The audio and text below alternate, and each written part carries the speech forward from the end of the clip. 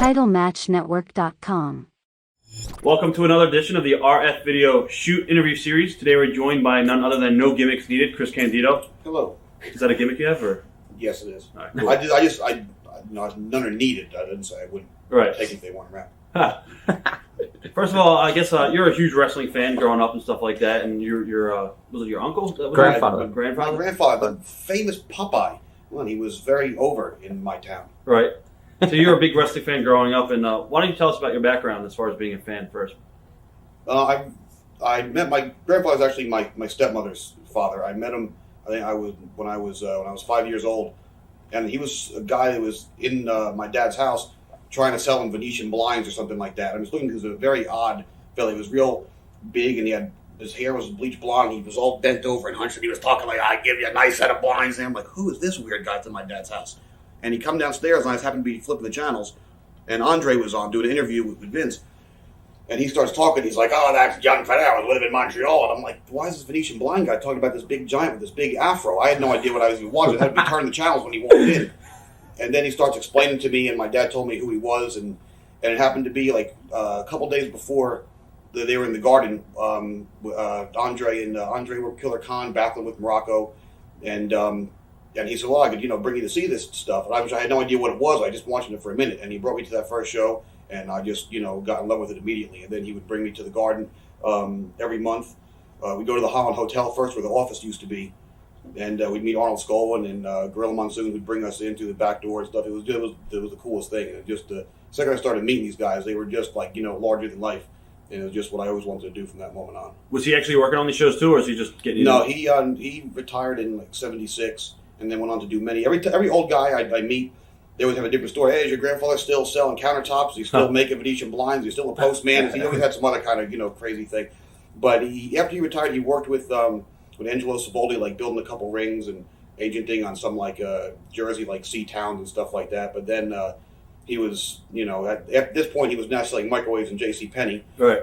But then he started hanging around more and more, and he would just bring me to see those guys. Then I would start getting into the smaller like local shows by myself. Like I had met like Larry Sharp and Pat Passers bring me in, and they like let me put up the ring, and then some of the guys. I think I was probably like 10. I remember like rolling around with Moondog Spot, which was just which is really strange. Right.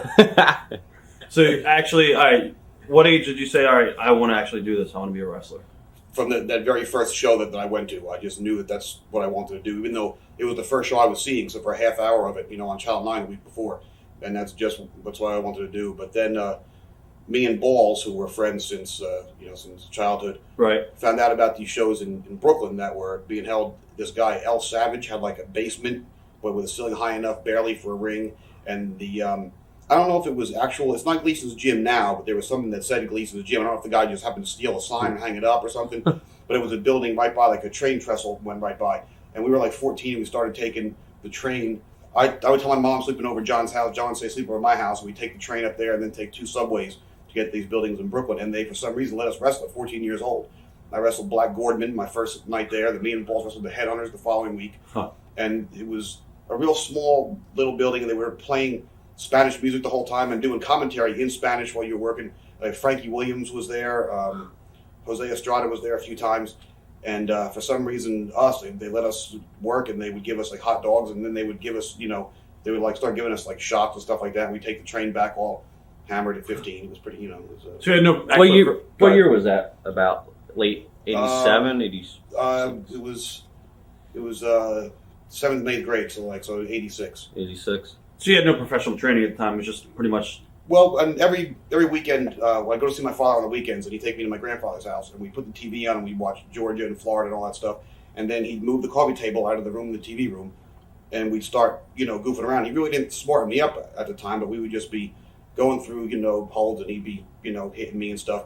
And then my poor grandma would have to come in, and he would go ahead and, grab me in a headlock, and I'd top wrist lock him up, and he'd be like, "Hon, look at my hair." My poor grandma would have to walk around, so I'm pulling his hair, and he'd pull my hair, and then, he'd like go to shoot him off, and he's going to hold on to my hair and pull me back in. So I figured, well, I want to, impress him, show him I'm tough. So I go to shoot him off to the ropes of the wall next to the TV. And he's running, and he pulled me back in, and I wanted to show him how tough I was. So I came in hard, and I hit him right in the back. He just flips out, like, "You little fucker," starts forearming me on the back and stuff. And that was my that was my training. And it was just kind of like on the job stuff after that. Right. Now, as far as getting with Larry Sharp, did Larry take you under his wing at all, and did you have to pay for anything with training there? Or? Larry kind of trained me. His first match was in Wildwood against my grandfather when he first broke in. So when I heard about the school, my grandfather brought me down, and Buddy Rogers was still there at the time. So I didn't know what it meant at the time as I did later on when I got to me to be in the ring with Buddy Rogers. And then Larry would let my grandfather bring me down every week after the class was over, and he would work out with me. And then after that, I just started, riding down, get rides from guys like Eric Sims and my next door neighbor and Handsome Jimmy Shoulders and other guys who were old enough to drive at the time. And they'd drive me down, and Larry would just kind of let us go in the ring and do our stuff. And some of the other guys that were there, before me, like Bam Bam and Scotty and Ray Odyssey, they would work out with us a little bit and help us out. Right, Scotty, you mean Raven? Yeah. For those who don't know. As far as like Balls, was he a wrestling fan, or did you get him into like the business as far as like watching it? He was kind of a wrestling fan. We went to different grammar schools. We lived on opposite sides of the town. And so I just moved to this town, and I wanted to, my mom's like, oh, you got to meet friends, so be on the baseball team. I didn't know how to play baseball. I didn't like baseball. I had no idea. And I was a little short, fat kid. They didn't have a uniform that fit me, so I had a Roddy Piper t-shirt on, and they put me like in far, far right field where nothing's ever going to come anywhere near me. So I'm standing out there, and there comes this big behemoth, just, great big beard, gigantic 300-pound man. It was Balls in 4th grade. Riding up on his bicycle. And he starts talking to me, and he's like, "Oh, you like wrestling?" I'm like, "Yeah." And starts saying, "Oh, he watches the show," but he wasn't as insane as we later became. Right. And a ball comes flying. He's like, "What are you doing?" I'm like, "I'm playing on a team." He's like, "There's a ball coming." I remember just didn't miss a beat of the conversation. It was like, "Yeah, remember last week when Roddy Piper took my mitt off, he just threw it in the air, hoping somehow magically that the ball would go into the mitt." And that was when myself and Balls Mahoney's friendship began. That's awesome. Now, as far as like the first real legitimate indie show that you started working on, where you could say that you knew you had an understanding of the business, when would that take place? Well, those shows that we were doing that when we were young, we kept doing them for a number of years. They weren't necessarily. They weren't legitimate in that there was. Were they outlaw shows? Yeah, there was no commission, and there were people like later on reading Cactus's book that George Espada that he mentions in there, who was working those shows at the time. I remember him telling me and John the same thing that he told Cactus that he wrote about in that book, that he was, the champion of Guatemala and Ecuador, and he runs tours here and there. At the time, we're 14, 15, we're mesmerized by the guy. Later did we realize the guy's 50 years old and he's wrestling in the basement below a bar, so it really couldn't have been all that great. But there was people there that, obviously were better than 15-year-old kids we got to learn from. But then Larry Sharp started using my grandfather as a manager, and they started running some towns together. So then they put me on a show. It was the night that I met Tammy, actually. And I remember sitting in the stands in the afternoon with Larry, my grandfather, and Dennis. And Larry's going over the show, and he said, "Oh, we're going to put the junior belt on Candido." And Dennis is sitting right in front of me. He goes, "Who the fuck's Candido?" And I said, "Oh, that's me." He looked back. He was like, "How the fuck you doing?" And later, and he was, I thought, man, what a guy's a kind of a jerk off. And later we became best friends after that day. But that was, I guess, my first real show was June of '90, the one that was an actual real show. Right. Was that WWA? Is that what it's called? Okay. How did you meet Tammy? She was at the show? Was she a fan or? She was a fan when she was a kid, and somehow her sister knew, that Professor Elliott? Yes. For you guys don't know, Professor Elliott's a guy who, he worked at Shea Stadium, worked at Madison Square Garden. He became an usher and stuff, became friends with all the boys. It's like when she was a kid, our sister would take her to the Howard Johnsons by the Meadow Lane and stuff to meet the boys when she was 10, 12 years old, stuff, get autographs and everything. And her sister somehow stayed in contact with Elliot, Christmas cards and stuff like that. And the show was in their town. So this guy calls and says, "Hey, I'm here near you. I haven't seen you in a couple of years." She's like, "Oh, I'll go by." So she called, her sister called Tammy and said, "Hey, this Elliot guy," she's like, she's in high school. She's the last thing she wants to do is go watch wrestling and see a guy named Professor Elliott, who was kind of cool when you were 9, but after you're about 10 and a half, he's kind of a goof. Right. But so anyway, so she ended up going anyway, and I wrestled Johnny Hotbody, and I remember having Johnny down. I'm like, and I was eager. I wanted to go. And I'm like, "Johnny, you want this?" He's like, "No, move me this way." I'm like, "What is it?" He's like, "Look at the girl in the white over there." I'm like, "Dude, you're 30-something years old. She's in high school, But after the show, we just kind of got to talking and stuff. Was when everything was everybody was exiting, and she didn't realize that I was the tremendous professional athlete that I was. She just thought that I was apparently a good-looking young high school man. But then when she realized that I was, as of that day, a world champion professional athlete, I guess she was just awfully smitten. What do you think your moment on the Indies that you would like to look back on and say, this is when you made it? When Dennis brought Cornette in to manage me a few times, and we just really kind of clicked, and he really helped build my confidence up and stuff. And then he managed me for 2 shows, and then Goodhart ran something, and he had Lawler and Eddie Gilbert there, who I had met previously when he would come in for Dennis and stuff, but I wasn't actually on those shows, but I got to meet the guys and everything. So Dennis took me and Tammy to play this Ribbits restaurant in Philly, and Cornette introduced me to Eddie and Lawler and stuff, and I said, yeah, I'd love to come down to Memphis. And later, as I found out in Jerry's book, he wanted me to come down, figuring I'd bring Tammy. So when Jerry got me booked, he got me booked. Was Tammy doing anything in business? No, she was like, just like taking pictures of me and stuff and trying to, just taping my matches so I could watch them and see what I did right and wrong. And then ended up, she would take pictures of everybody's matches, and Bill Apter was like paying her like, $5 a picture if he printed or something like that. Like, she got the centerfold the one time of the Rock and Roll getting tarred and feathered by the Heavenly Bodies. That was her picture and stuff. And so he sat there for dinner, and then, and Eddie said he'd, talk to Lawler and really try and push it on him. And then a couple weeks later, Jerry called me and said, you want to come down to Memphis? Right. What was that like, going to Memphis? That was your first big break, right? Yeah, that was my, and everybody who had already been there that was back in Jersey, like Ray Odyssey and stuff, was like, man, you're going to starve down there and this and that. And Ray was a great talent, but I think he thought he was going to go to Memphis and be on TV and make money and then come back and immediately be somebody, which is not necessarily obviously the way it doesn't work. But I just wanted to go down there because being who my grandfather was never, really an over fella, but he was always, like before the Johnny Rodz generation, he was always the opening match at the Garden. So he got to wrestle like Terry Funk's first match when he came in and stuff. So I always kind of envisioned myself as, for some reason, that seemed cooler to me. Like, I always wanted to be the guy, to not necessarily be, the star, but make other guys look good. Like, when I was little and me and my brother would like want to play wrestling and stuff, he would always want to be like Big John Studd, and I was always Pretty Boy Doug Summers. I just always wanted to be the guy to make somebody else, look good. So I knew what Memphis was all about. I knew I would go down there and learn and not make a hell of a lot of money. So I went down there and starved, but learned. Who was booking at the time, Dundee or Lawler? Eric Embry, actually. Jerry Gianna taking the summer off, and he did an angle with Lawler where Jeff Gaylord was the Texas Ranger and had hurt him, and he was still coming in and out, but Eric Embry was doing all the booking. And my first night, I'm just immediately out of high school. He said, I worked with the Texas Outlaw number 9 or something like that. And he said, well, you're a babyface. I said, I'm a horrible babyface. He said, but look at you. I looked like the quintessential Southern babyface. I was a small, bleach blonde, young-looking kid. And I said, well, I'm not very good at it. He said, you'll be fine. I went out. I came back for the match. Eric said, what do you think about being a heel? And so the next night I worked with Danny Davis. And we just locked up, and I'm just listening. And he goes, well, are you the heel or not? I said, yes, sir. He goes, well, tell me something. So I'm like, okay, we did a little something. I'm getting the heat on him, and he's listening again. So I call something else. He said, no. I called something else. He goes, no. Oh, my God, damn, this guy's going to kill me. That's something else. He went, Jesus, no. I said, one more thing. He goes, okay. Well, we went and did it. We got back, and I was like, man, I'm sorry if I was doing something wrong. He was like, no, the stuff you had, your ideas were fine. He goes, but we're going to have to be here. This is our first week. We're going to be here the next 6 weeks together. He's like, try and remember that, and we'll use it then. And so that kind of was an opening my eyes to, it was my first break. To me, being from the Clements Flea Market, New Jersey, also being in the Louisville Gardens, regardless of the fact that there was only 8 people there, it was still a big deal to me getting to be on ESPN and doing the live Memphis TV. And so I really wanted to go all out. But the whole time I was there, I don't think I went to the top rope once. But guys like Danny and Bill Dundee and stuff really, really helped and taught me. And that's where I met Dr. Tom. And there was something about him that just kind of like, when he talks to you, he talks like in circles.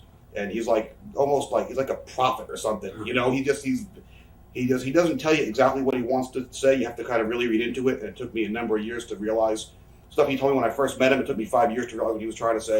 But he really kind of took me under his wing and helped me out a lot too. There was a good bunch of guys there. What about Gerald Lawler? What was he like? He wasn't around that much when I was there. Because they did the angle, he was hurt, and he was just kind of in and out. He was cool to me, but I didn't really get to be around him all that much. My only good Jerry Lawler story from when I was there, he came back one night in Louisville, and all the heels had to hit and take the pile driver. And as a joke, apparently it was as a joke. I didn't realize it at the time, but I was just happy to be there. He said, "Oh, whoever takes the best bump, I'll bonus you 10% of your pay," and laughed.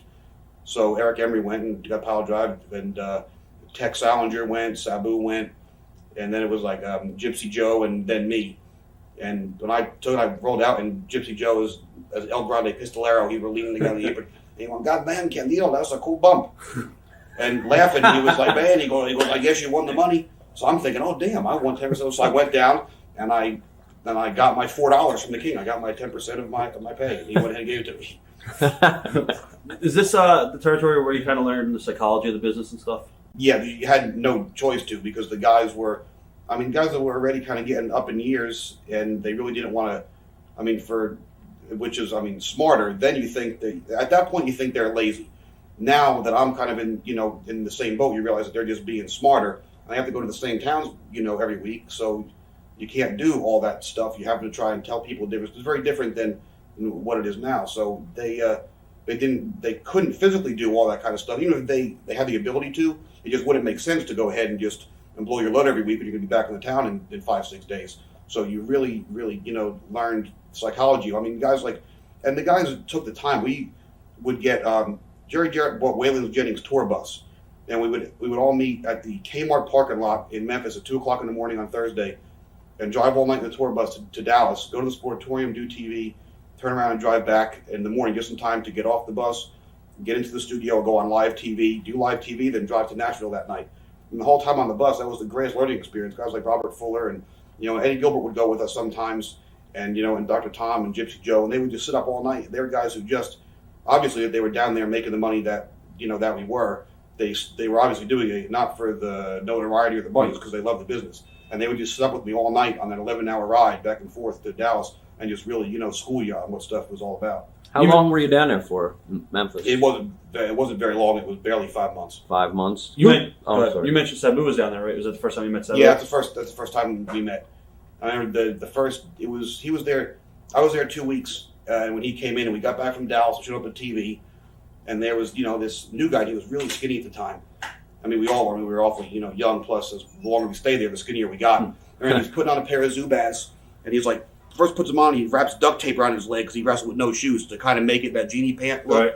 And him and Judge Dredd had a tag match, and Judge kind of screwed up a couple things, and Sabu came back and was just like yelling. I'm like, who was this little dude screaming at this big, gigantic monster? And then all of a sudden, Judge Dredd opened his mouth and goes, "I'm sorry, Sabu," in his little voice. It was the strangest thing. And then we ended up riding together to Louisville the following night. And he was like, when's payday? So it's usually, on Wednesday. He goes, well, how was it? And I think I had only gotten paid so far for my first week because they hold the week back. I said, well, I got $99. And apparently he thought I meant per night. That was for the entire week. So he got his first, in Evansville, he went ahead and got his envelope and opened it up, and he was like, "No, this can't be." He went and talked to Eric Emery. He's like, "I can't do this. I got to go." Eric went, "All right, be careful driving home." Huh. And then he called Cheek, and Cheek told him, "No, that's the way stuff is, and just go ahead and stay." But we became really tight down there. We just had a really good time. He had this really, really big yellow Cadillac that had like funny horn, like that. What the heck do you call it? The Dukes of Hazzard horn. When he would make that sound and stuff. And his last night, I have the tape of it. We were in Tell City, Indiana, against Robert Fuller and Bill Dundee. And Bill would make him do the crisscross spot and then stop. And he'd point up, and Sabu would look, and Bill would step on his foot. He had to sell his bare foot and step on his other foot. And his hair in his face. He would do it and come back. He just walked back all mad. He's like, "Now's your fucking carrot." You just stand there all angry because he wanted to be. He wanted to be the Sheik still. He didn't enjoy doing any comedic stuff. But it was there that we became friends. And then when I came home, it was like a month later. We talked to each other like every day just because we're both trying to get booked. So we were in the same boat to sit there and talk and gripe about there's no work and bitch about this and that. But then he called me and said Kevin Sullivan had canceled an FMW tour, and so Sheik said, bring your little blonde buddy. So he kind of got me over there, and then we hung out there every day too. Before Japan, you mentioned going down to Texas. Was that for Fritz? No, it was part of the USWA thing. Okay, that's when they were. Yeah, we just took the bus down there, and there was no Dallas guys there. Okay, at the time. Gary Young would just come in because he was a local guy, and I think that was pretty much it. Right, I remember that. Since that was your first territory working at, who was the one person that you met? You were like, "Wow, this guy's really cool," and who was the one guy you met? Like, "Wow, what a dick! I can't believe he treated me like that." Dr. Tom and Eddie Gilbert were definitely the two coolest guys. God, it was the biggest dick. truthfully, there really wasn't anybody that was an asshole down there. Mm-hmm. Gypsy Joe scared me sometimes. You know, like I didn't meet him because we were in separate locker rooms, you know, the majority of the time. But I really didn't get a chance to meet him until one night in Nashville when I worked with him, and I got him in the ring. And I was like, well, there's this guy is an old rickety fella. I didn't know that El Grande Pistolero was Gypsy Joe. I knew of a Gypsy Joe who, at this point, you figure would be dead, Right. You know. And so he backs over to the corner and he was like, "Chop me, motherfucker." So I'm like, "Damn, I want to nail the guy." Plus, everybody down there worked kind of light, you know. So I hit him. He was like, "You stupid pussy," and grabbed me and just beat the living crap out of me. I mean, he wasn't a dick per se. He was just kind of tough, and he scared me a few times. When it was close to when I was going home, I was driving by myself. It was like a long trip, and I had to go to the bathroom. But I pull into Waffle House to pee, and I hear yelling, and I walk around the thing, and also on the glass, there's Gypsy Joe, who had just signed himself out of the hospital after he had gotten shot with a bullet still in him because he was going to Japan in 2 days. He just left the hospital and came to TV and showed everybody a scar and stuff.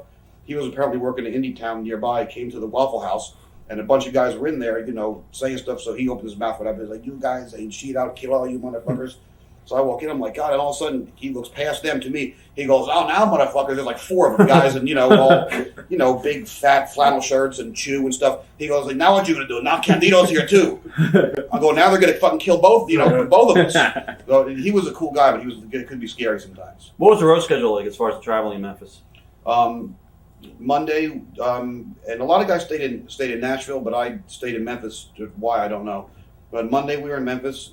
Tuesday we drove like 6.5 hours to Louisville. And then after that we drove that night to Evansville, like 3 hours, worked there Wednesday. Thursday was a spot show somewhere, so we drive back like 7 hours up the Western Kentucky Parkway to Memphis, work a spot show around there Thursday. Thursday night, get on the bus, drive to Dallas, do the Sportatorium on Friday, come all the way back that night, go off the bus, go to TV Saturday morning, go to Nashville Saturday night, 3 hours away, and then Sunday you're off sometimes, but a lot of times Eric Embry started me getting booked for Rip Rogers in Indiana because Eric was getting the dates, but Eric had no car, and I had a car, so I would get to drive my boss to Rip Rogers' indie shows in Indiana. And Eric, they was doing a gimmick with Tex Salinger was Leatherface, and Tex were with us too. Me and Tex lived together for a while at the Budget Lodge in Memphis it was like $100 a week, and you had to stay on the top floor, and you had no maid service. You had to do your own sheets and everything like that. The whole time we were staying together, probably a little over a month. Tex didn't only wash his sheets, didn't wash his clothes. Had a big bundle of clothes on the floor. We just like grabbed stuff out of it and stuff, and then they finished him up as Tex and made him Leatherface. So Lawler said, he's like, you got a kayfabe, but we don't want anybody knowing because the same people come to all the shows and stuff. So we would get a room on the other side of the hotel, and he stole the sheet and cut eye holes in it, and he would carry the chainsaw, and I put a chain around his neck, and we'd like walk him out to the car and stuff. Like any time of the day, like not just going to the town. If we're going to the store, we walk out like that because we're like, damn, we better listen. I don't know if they were ribbing us or if they was that serious back then or what. But then we get out of the car and we walk into the building, and there was always like the same rats and stuff in Louisville. And he's like, "Hey Chris, hey Tex, we all told James, how you doing?" with the stuff on and everything like that. That's awesome. You talked about FMW, went over to Japan. How different was that working over in Japan and the States? Well, my first night there, I knew that Kevin Sullivan had canceled. That was the reason I got to go. I didn't necessarily know that I was now taking his spot. So my first night there, I was in the main event in a street fight with Onita. So I'm scared to death. I mean, first it's the boss, and I don't know what necessarily a street fight in FMW entails. So I just, had my jeans on, and I looked like I was going to a bunkhouse match. Pulled my knee pads above my jeans, and was kind of ready to go. And some guy comes running in. He's going, "No paint." I'm going, "All right." I didn't know what he was saying, and my music starts playing. They're telling me, he's going, "No, you paint." I'm like, "I paint what?" So the referee comes over, he goes, "No, you need paint on your face." So that big Titan who was the Ramon later, he was painting stuff on his face. So he came over, just the brush with just white paint on he was doing. He just made a lightning bolt in the front of my face, and that was my first night. And Onita he was the boss, and I did what I could for him. We just kind of walked around the building holding each other by the hair and running each other into the walls. It wasn't all that. Once we did that, I'm like, well, this is supposed to be the best guy here. It's going to be kind of easy. And then the only hard part every night was Rick would have fun painting my face, and I'm touchy with like my eyes, and he would want to get like real intricate, so my eyes would be watered up, he'd rub it off. But I'd never know what it would be until I was done. He made like a big Batman thing. He did one that looked real horrible, like the Jaws with the sharks come out of the water like that. I had that on my face one day. I didn't know what he was putting on until he was all the way done. And And then Sabu did like 2 barbed wire matches there, and apparently he had no blade left, so they took the free shaving razor from the hotel and broke that up and was using that. And apparently he thought it was not going to. He was worried it was not going to cut him well enough, so he's like killing his poor. So that's where those main big disgusting scars are all from that one match, from that one incident. And he comes back from the barbed wire match, and we had to do a run in and clip the wires down and wrap Onita in the wire. And then his music hits out of the blue, and he comes and starts bumping us. So he bumps Horace Boulder, bumps Titan, bumps Billy Anderson. And I'm like, well, this guy is just charging us with barbed wire on him. I'm not getting paid awfully well. And he starts chasing me to crush me with barbed wire. I said, screw that. And in Kawasaki, the door just opens, and you're right on the floor. So I just ran around the heel locker room and closed the door. And he was beating on it to run into a barbed wire. I was like, you're not doing that for what he was. Because I knew I wasn't coming back already because he needed American heels that were great big guys, which I obviously was not. But then Sabu came back, and he thought it wasn't cutting him, but it was cutting him so deep that it was like white styrofoam stuff like hanging out of his body. And he was like, oh my god. And he was like, get your camera. I'm like, ready, 1, 2. Oh my god. And our rooms are always right next to each other, so the showers in those cheap hotels, it's like, your sink is connected to it, and the showers would butt up against each other. I'd hear him screaming, taking the tape off. When he was done, I'd have to go in his room, and he would like hold his stomach shut, stuff the styrofoam, whatever it was, back in. I would just wrap him back up in tape all night, and then for dinner we'd put hot water in the sink and put like Dundee more beef stew with down to move around in the hot water, and then that's what we'd eat. Ugh. Crazy. After there, you came back to the States, obviously, and where'd you go from there?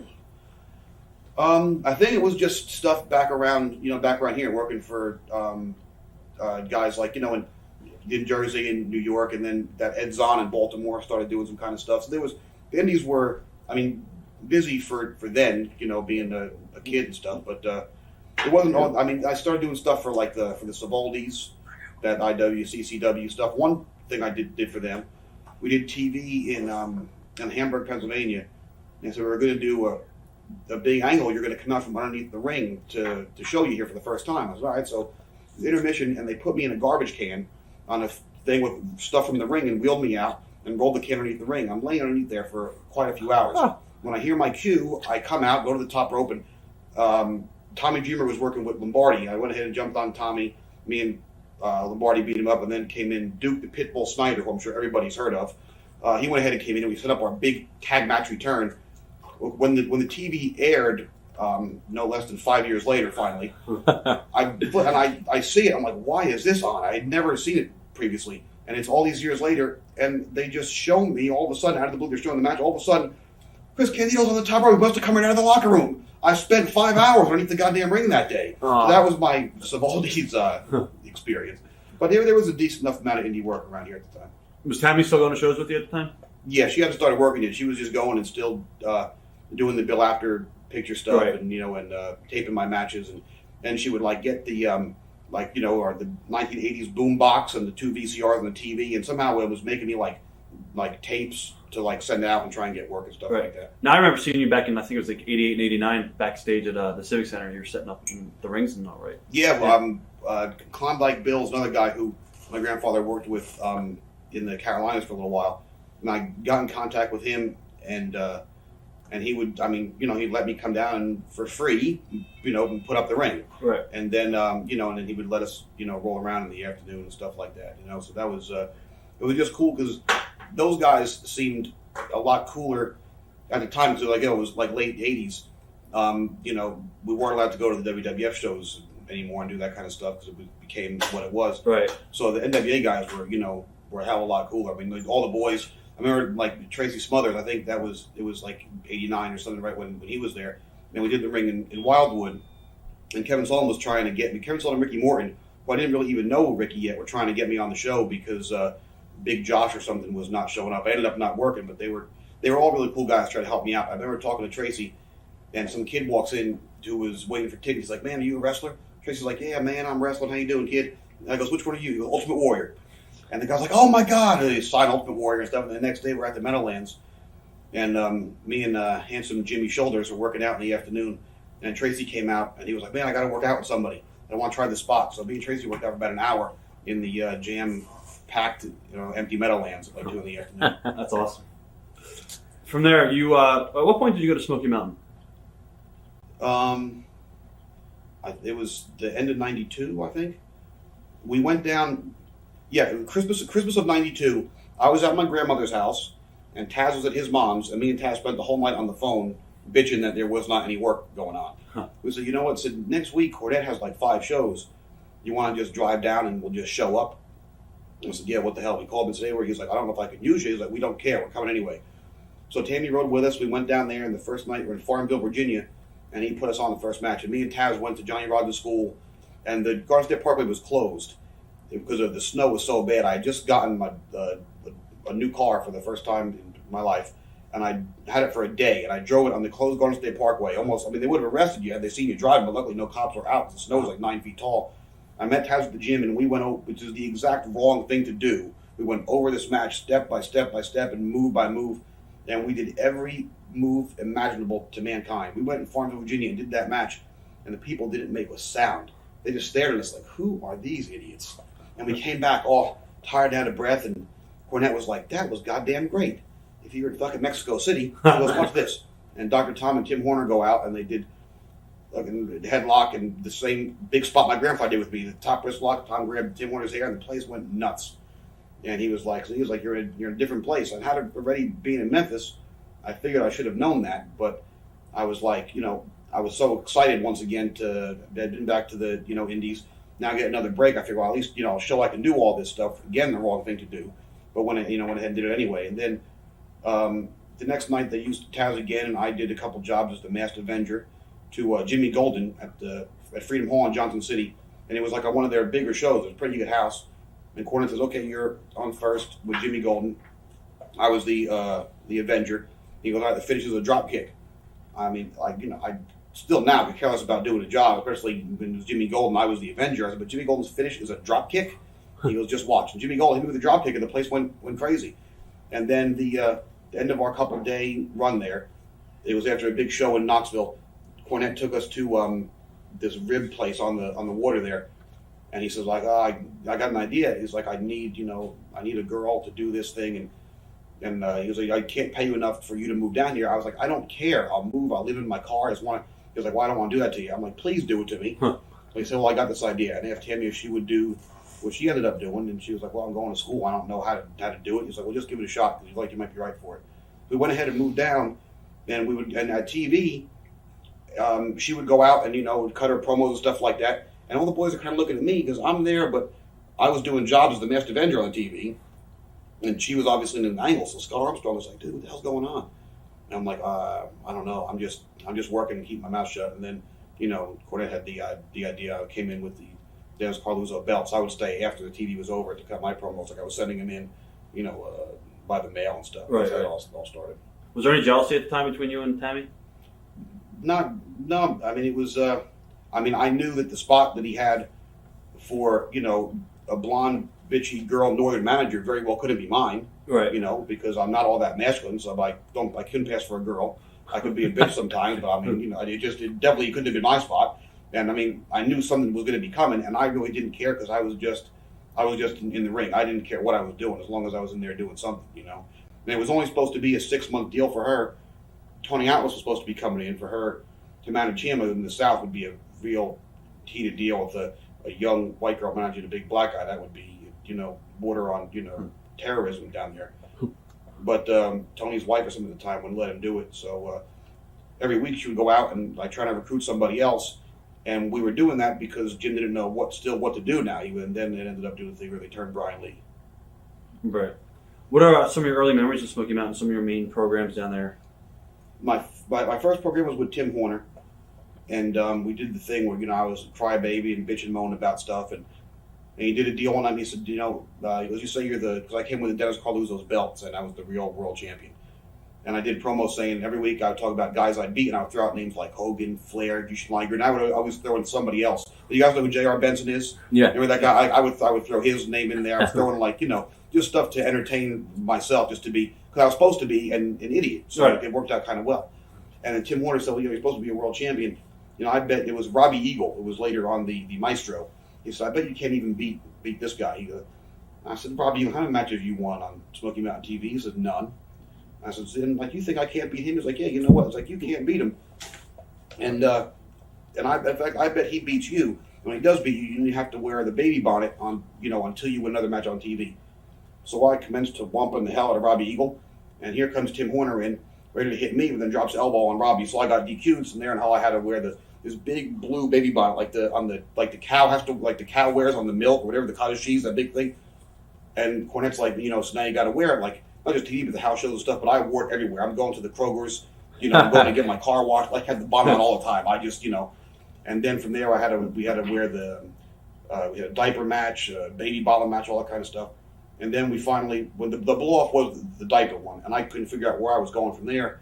And having just been in Memphis for those few months, I figured that's how stuff went. So that night we did the diaper match. I told, Jimmy, man, thank you so much for having me and everything. He's like, well, where the hell are you going? I said, well, I guess I'm done. What am I going to do? He was like, no, you're just getting started. He's like, I don't know what we're going to do with you yet, because Tim's a cool guy, but he never got the push in the bigger companies, and Smoky Mountain was based in his hometown. So I was a young guy who was willing to do anything and bump like crazy for him and wear diapers and stuff. So I was kind of buried at this point. I really had no heat left because nothing else could be done to me. So he wanted to keep me, possibly because he liked me, but then he needed Tammy too because she was getting over so well. So they're trying to think of something to do, and Tracy Smothers just volunteered. He goes, no, don't let him leave. He goes, have him beat me on TV clean next week. And that was, so Tracy was, had it not been for him volunteering to do that, I don't know what I would have became. I probably would have been back up at the 330 flea market with Dennis, Right.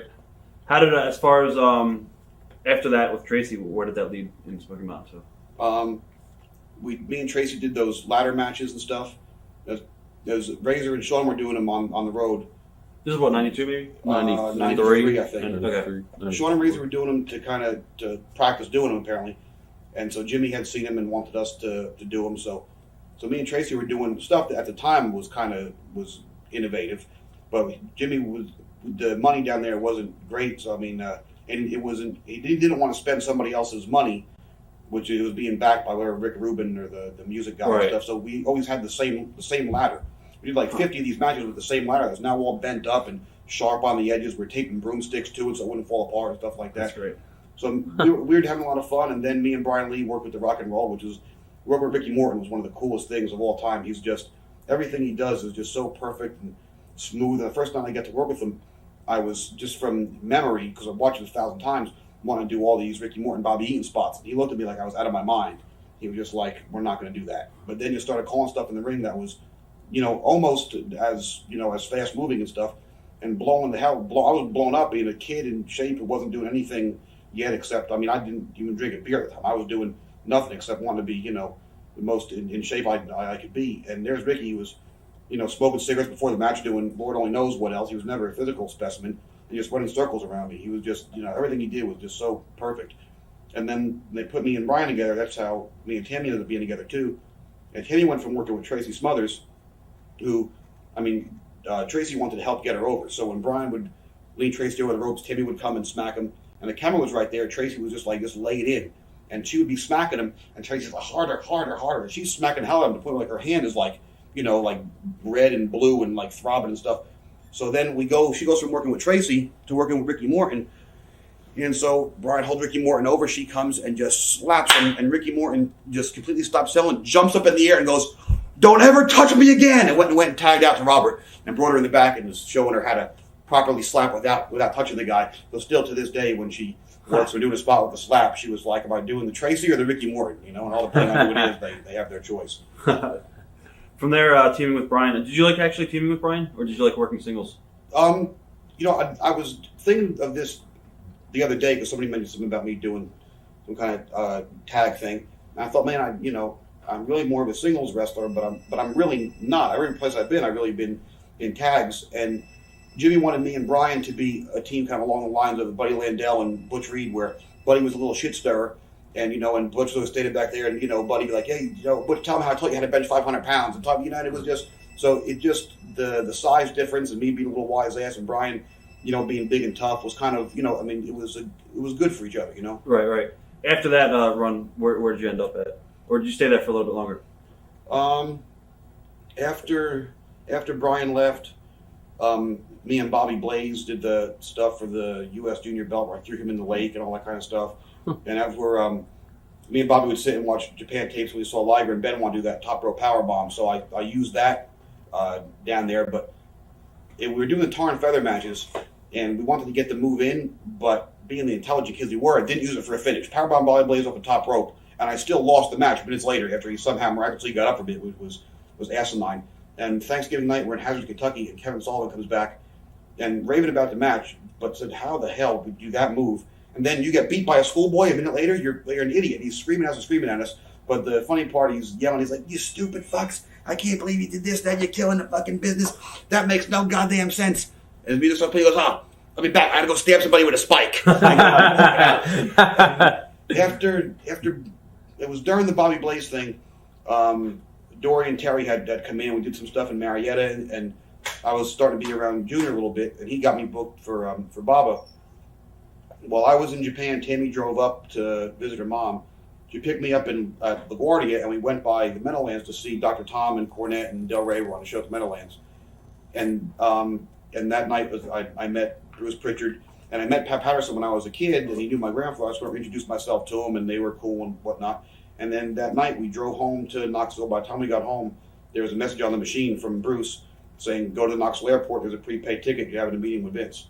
So it was, we went right to the airport, we were seeing Vince the next day, and he said, well, I have possible ideas for you, take these contracts to your lawyer. I'm like, to my fucking lawyer? Right. I'm like, contract, I've already cut off my right arm and give it to him, But then, we got home, and I was like, man, do I, Baba had offered me like 10 weeks a year. I was like, well, do I want to go and do that and still stay in Smoky Mountain where I really kind of felt at home?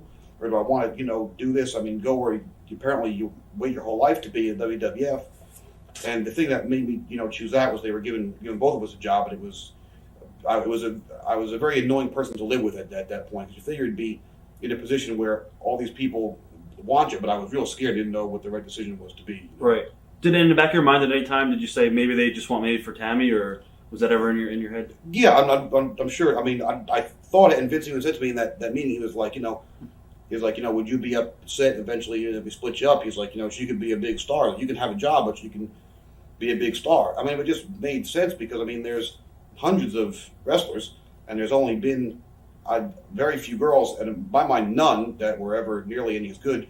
Trish is finally starting to do promos somewhat well, but they're scripted out, right? Where then, like when she did the Godwin thing, where she got slopped, Jim Ross said, "Look, you got 5 minutes. You hate finish, you love him, you hate him, you get slopped," and that was all the direction we got, and it was live to tape, and she went out and did it. So I'm sure they, had we not been together, I don't think they would have, followed me as much.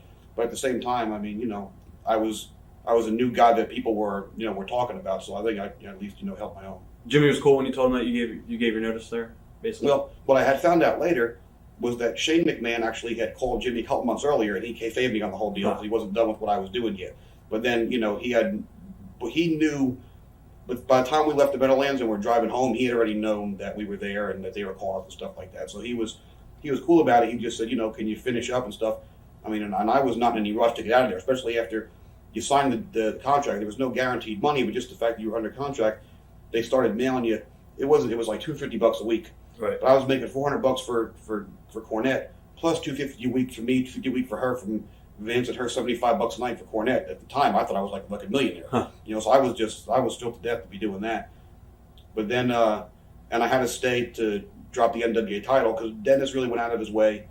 For what the belt meant and didn't mean, it still meant something to me, to get it, especially, they could have given it to Eddie Gilbert, they could have given it to Tracy and stuff like that. They ended up, doing it for me, and I didn't want to just walk out without losing it back. So that's when we went to the Peel's Palace, and I did the thing for Dan, which stands up there with the NWA title, the Kill Auditorium, the Omni, Peel's Palace Bar and Grill. That's what you think of when you think National Wrestling Alliance Championship. Also, you talked a little bit about going over to Japan to work for Baba again. What was that experience like? That was, it was cool. There was guys over there that were great too, like Doug Furness and Phil LaFawn were there, and those are the guys that I kind of ended up hanging out with. Even though Phil was a real partier and I was still totally straight at the time, I was just so enamored with the way he'd work. And one night, Johnny Smith knocks on my door. He's like, "Well, I need your help." And they come out, and Phil's in the hallway, just sound asleep. So we drug him into his room. The next morning, we had to drag him out onto the bus, and he was totally out of it. We're trying to get food into him. So we're showing Oreo cookies in his mouth. And he's like spitting out the Oreo black and white mixture all over his face. I'm like, oh my God, we're trying to kayfabe Joe Higuchi so he doesn't get in any trouble. He gets in the building and goes out and just worked like a match that just blew everybody away, Right. And me and Johnny Smith worked against Doug and Phil one time at the time I think was the best match that I had.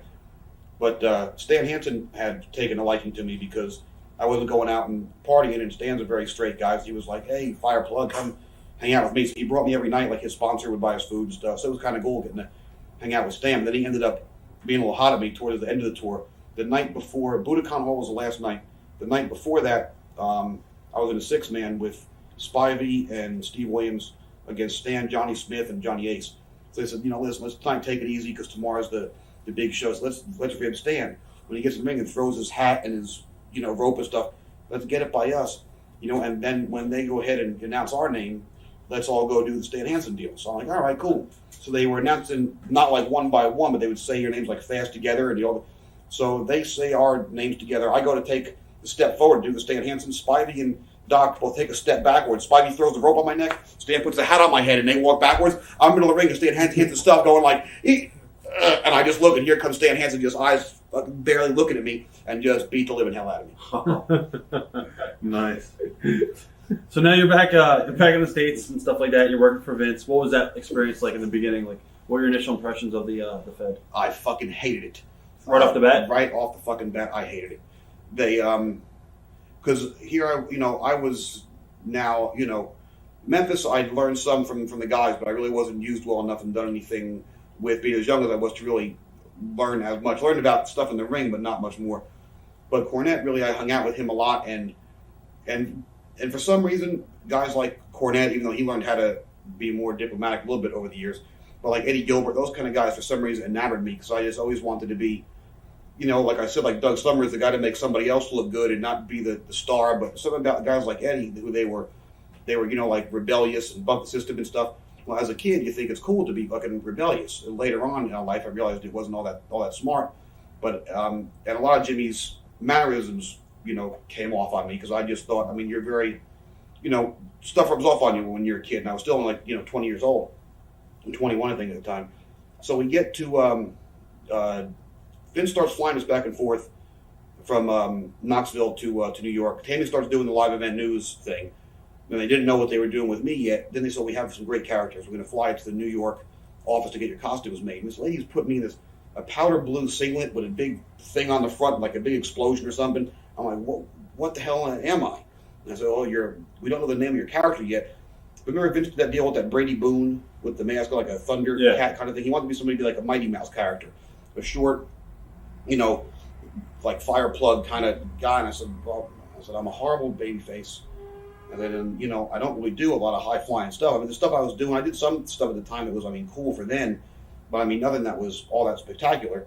And I knew I was not a good babyface. Now it's different because when you're established, you can just do your same shit. And if you're doing it to a heel, people cheer you. But I wasn't confident in it. So our first night at TV, they didn't even have a name for us yet. We were Chris and Tammy Team Spirit. And we went out, and she was formerly a cheerleader, but this was much earlier in life. And when you have a partner doing stunts, the guy throwing you up usually knows what the fuck he's doing. I had no idea what I was doing. So we're there all afternoon. I'm in this fucking stupid cape and these Shazam things on my arms and stuff. And we had to go out, and her outfit ended up looking pretty much the same. We had to go out, and all afternoon we're practicing this entrance. And I'm just getting hot. I'm like, I'm here to fucking wrestle, not do an entrance. Which, now I understand that was much more important than the match was, but I just was a wise ass trying to be a rebel back then. So I'm walking around and I'm kicking my cape, blowing my nose in it, and I'm cursing like Cornette. He's like, "What's wrong with you?" I said, when I yell like him, I all of a sudden I get a southern accent. And so I'm yelling, "These stupid motherfuckers." Then Rene Goulet comes and gives me and Reno Riggins the match. He said, "We just want you to have a match. Just do a bunch of spots that don't make any sense." I said, "Well, why the fuck am I going to do that? I took all this time. Now I think I kind of know what I'm doing. You want me to do something that makes no sense?" And they said, "Well, that's what Vince wants." I said, "Well, why?" "Well, it's not my fucking job to ask why. My job as an employee is to do what you're told." But me, like a dick, asked why. They're apparently going to cut it up and make a music video out of it or something to show me doing some cool things. I didn't really have any cool things that I did. So Me and Reno Riggins went out. Me and Tammy did our entrance. That was horrible. My cape like flopped over my face, and I couldn't fucking get it off. And then me and Reno did a bunch of spots. He's going under a leapfrog, and he slips and he tore his groin. It was fucking horrible. So then we go home, and Jim Ross is like, well, we'll give you a call. I'm like, man, these checks are going to stop. I'm not going back. Like, maybe Bob will take me back, and I'll just stay here in Tennessee. I was so fucking hot. And then he ends up calling me. It was like 6 o'clock in the morning, and Buddy Landell had called me at like 5:30 for what I don't know. I was like, Buddy, I'm sleeping. I hung up the phone. 40 half hour later, I'm like, what the fuck do you want? It's Jim Ross. It's like, oh my God. He's like, Chris, he's like, you okay? I'm like, I thought it was Buddy Landell. He's like, well, fuck, why you hate Buddy? I'm like, I don't, but it's 6 o'clock in the morning. And he's like, how do you feel about being a heel? I was like, oh, thank you so much. So we went back up, and they gave us, our new gimmick, and which I wasn't thrilled with being called Skip, but again, I think it might have been smarter for me to have stayed in Japan and stayed in Smoky Mountain a little bit longer, because while my work might have been good enough to be there at the time, I wasn't mature enough to be there. You needed to really understand more of what was in the bigger picture to have done it correctly. Had I just maybe kept my mouth shut and paid more attention to just going off the handle immediately, it might have I might have enjoyed it better at the beginning. It ended up being fun though. Like when me and Barry Horowitz were working on the road, and we got to the King of the Ring, and Pat Patterson, hey, he said, you and Barry are having some really good matches. He goes, how would you feel about doing an angle with him? I said, I would feel great about doing anything. He goes, well, he goes, tomorrow we have the great idea, but it's you have to lose to Barry. And Pat Patterson's here trying to tell me why it's okay to lose to Barry Horowitz. And I said, I will, I'll gladly do it. We went ahead and did it, and he beat me. And I was supposed to get my win back like on the second hour, which is going to be taped that same day. And me and Barry and Pat were sitting there, and we were like, man, could we like keep it going? Figuring, because Barry wasn't used all that often back then. He said, man, if we keep this going, I can like get booked. Because nobody had any guarantee. You just got paid if you worked. So, and I mean, I was working a lot at the time because I was new, and there was only so many of us employed there at the time, not like now. But Barry, needed to get booked. So we said, yes, let's let's draw it out. So we ended up getting a few pay-per-views out of it, and it was probably one of the best things that ever happened to me. And that was when I started, enjoying myself there. Right. Who'd you travel with on the road there?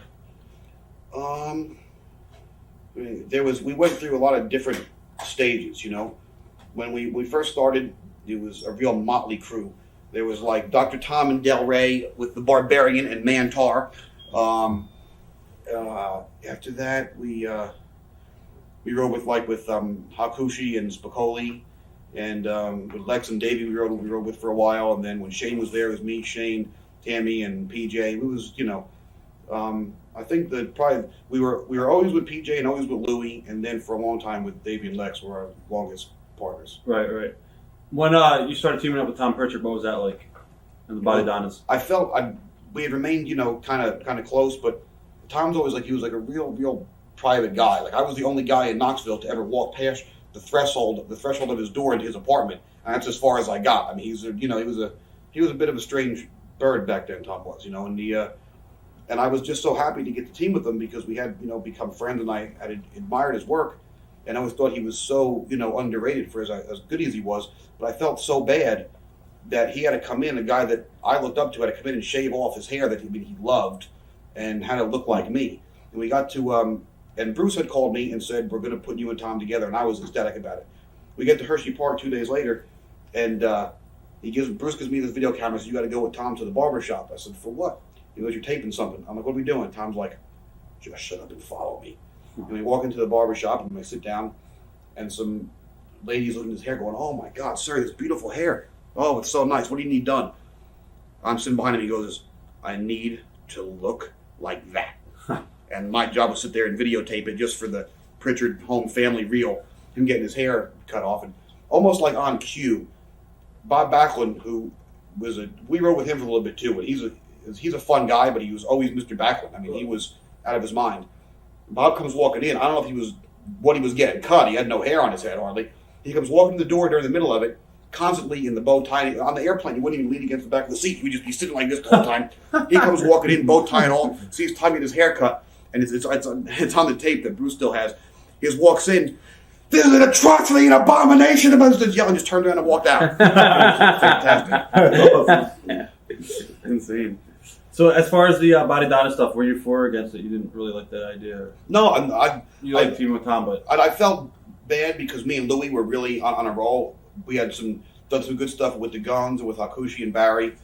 But then they turned Louie babyface, and we kind of both knew that after our little very short deal, like 2 weeks was over, that he didn't know what they were gonna do with him. I mean, I was still to death to be teaming with Tom because we were so close. But I felt bad for Louie more than anything. But I knew I could learn more from working alongside Tom. Who were some of the guys that you worked with when you worked with Tom? There wasn't many teams up there, man. We worked against the Guns, the Godwins, and the New Rockers. We had some classics with the Bushwhackers and Techno Team 2000, right. Eric Watts and Chad Fortune. But it was pretty much the Guns and the Godwins, and then we did those 4-man deals with the Rockers in there too. Right. From there, where'd you end up? I mean, you're still in WWE. What led to your departure? Me and Tom were working with the Guns in the Garden, and at the Royal Rumble, me and Tom, we did a deal where Tammy took a bump off the apron, and Billy went out like he was being the cowboy gentleman kind of guy. You go see how she was. And me and Tom jumped off with the dreaded double axe handle to the back of Billy's neck. And the next couple of days, like, man, my arm is killing me. I have no feeling on my arm. My arm is now numb. I can't lift it. We had broken his neck with the dreaded double axe handle. When then they went ahead and came back, and we're working with them, and we're in the Garden. It was, I think, August 9th or something like that, 6th or 9th. And they did that deal where Bart holds you on the side slam, and Billy came with the leg drop from the top. And it was the end of, like, it was like a long run. It was like 30, 40 days or something like that. And the house was just the shit. Everybody was tired and lazy and probably half sewed up too. And I ended up taking the bump, and I cracked my neck. And they took me to the hospital, and they said, that I broke the spinous process off of my C4 and C5. I had a fracture in my C5. And so I was laying at home, scared to death that not too much cared about my neck, more or less thought I was now going to, lose my job. And but they put me on the talent pool payroll, which just got paid on the size of the house. So like our spot on the card being in the middle there, if we were on on a Garden show, we can get whatever, a couple $1,000. Some shows like Del Mar, California, I remember we got $75. And so talent pool was like you're paid on the house, but you're not on the show, so you're getting like $20 for this show, something for that. So it was not really money coming in. I mean, she was getting paid, but they would still cut us almost in half. And then I said, no. I said, I'm okay. I can still come and work. So Bruce called, and today we put the belts on. They had put Tammy did the deal where she went with the Godwins, then with the Guns, and then she stopped managing and fired the Guns. That whole deal. They're doing the other stuff with her, and put the belts on Davey and Owen. So I said, they need to have a good match, and we have no fucking teams. Can you work? I said, yeah, I'll be fine. So you and Tom work with Davey and Owen at the Hershey Park. That was the night that Taz came over the railing with the Fear, Sabu Fear's Taz, all that kind of stuff. And so they said, well, we're going to repackage you and this and that. And because Tom, for some reason or other, they were phasing him out of even working when he got the job, teaching the guys. So they said, we're going to repackage you and this and that. But Tom was moving from Houston up to Stanford. So while he was gone, they let me run the school. So I had Akam Albrecht was the Brackus, Mark Henry, and Rocky in the class. And then when Tom came back, I was there with him for like about a month. And I would go to TV, and they were like, okay, Skip and the Sultan, you get camel clutched, Skip and this guy, you just get beat. And I didn't care about getting beat, but I was like, man, how are they going to repackage me if I'm just still on TV every week, getting beat? And your money was still depending on how often you got booked, and just being the job guy, you weren't getting booked. So we were in Indianapolis at Raw, and they wanted me to lose to Cactus when the Mankind thing was starting. I said, oh, maybe this is cool. I said, me and Cactus had some pretty good matches, and Jerry Briscoe said, we really don't want a good match. So I know it's not supposed to be competitive. I said, but can I just get in, one thing, and maybe, I bump them and put them on the top, go over the Frankensteiner, have them give me the mandible gimmick right up there, and just bump me right off with it, and and tap me out or whatever the thing is. He's like, it's too spectacular. And, and I wasn't already in the right frame of mind then, because we were all experimenting with things, and I was already pissed off at, at shit. I was in my still Eddie Gilbert rebellious mode. So I'm like, and they don't, they could just use anybody to fucking just go in there and get fucking beat. They're just fucking with me. So I called Paulie right from the production room and say, man, can I start work? He's like, hey, start Saturday if you want. So I'm quitting. and I walked up to Vince and gave my notice. And as I'm in the middle of doing it, Jim Ross comes out of the production room. He's like, Candido, Paul Lee is on the phone for you. And Vince wasn't going to let me give my notice. Not that I was that valuable to the company. But, you know, I said, well, I'm done. I'm going to go work for somebody else. He thought for some reason I was going to go to WCW and do something. Because there was a heat with me and Shawn and stuff at the end. I was going to go and say something. I was like, no, I'm just going to go work for Paulie. He was like, oh, all right, take it easy, you know. And there was, you know, no hard feelings. But I left. Obviously, the way I left was the wrong way to do it. I mean, they were letting me still, you know, work at the school and train the guys, which is a job that now I was trying to get and couldn't get that I had when I was 24 years old. So I mean, pretty much everything I did up there was incorrect. You know, so I mean, the whole time I was there, everything I did besides stuff I did in the ring was wrong. We're talking about WWF and your departure and stuff like that. You mentioned briefly that you had heat with Shawn. What was that all over? Well, we were more, our names are together, we're more known as not getting along. But there was a majority of the time, I mean, we rode with them guys too for a while. And the heat with Shawn just started because, I mean, there was rumors about him and Tammy, but it started even before that just because he can be a dick sometimes, you know. And it started one night we were in Springfield, Massachusetts, and there was a lumberjack match with Shawn and Brett and, you know, all of us on the outside. And the finish was Shawn takes the bump over, all the heels and their baby faces, we all go with our guy, and just Owen and Davey, I think, were supposed to get to Shawn and throw him back in for Brett to beat him. Well, they go into the spot of the match, and well, here comes Shawn. He takes a big bump over the top and lands right at my feet. And now, Phineas, not the fastest man in the world, is way over there. I mean, that's not his fault. I could have ran and got him, but he falls at my feet. Davey and Owen are over there, like, you know, fucking around. They always, where's the house shows? They're fucking, like, you know, playing practical jokes on each other or something. I'm like, well, damn, somebody better kick him. So I fucking kick him. And he looks up and starts yelling at me. Stopped selling and was hot. We got in the back. And 1, 2, 3 Kid did the same thing. He was next to me, so we both put the boots to him. He got back and screamed at both of us. Which, in the big picture of things, as I got older and when I went to ECW and I was, I mean, not in his same role, but like a guy who was higher up on the card, and we were going through problems there, and guys lower on the card would do something stupid, and I was a hothead too. So sometimes you would yell at somebody, but when somebody yells at you, you act and you fucking yell back, which, you know, didn't really get over with him too well. And then he thought I wanted to fight him, so we're going out to the parking lot that night, and he was like, oh, you want to hit me, and like, you know, and Vince and Hunter are like holding him back, and I'm like, I don't want to fight anybody. I'm like, but don't fucking yell at me, you know. I was wrong. I was wrong. What the fuck do you want me to do? You landed right at my fucking feet, and we just became, you know, business was really bad at the time. So I mean, everybody wasn't making fantastic money. I mean, and there was all the pressure was being put on his shoulders because he was the guy that was supposed to be drawing the houses, and just through no fault of anybody's, there was not many people there. So I guess he was feeling the pressure of being in that spot. And it was a spot that he felt he deserved for a longer time than, you know, like he's finally getting the shot he thought he deserved. Here I was, a young, abrasive guy, pretty much the same. I think we didn't get along because we were too much the same person. We were both young, and we were both fucking wise asses, and we both thought we were really good at what we did.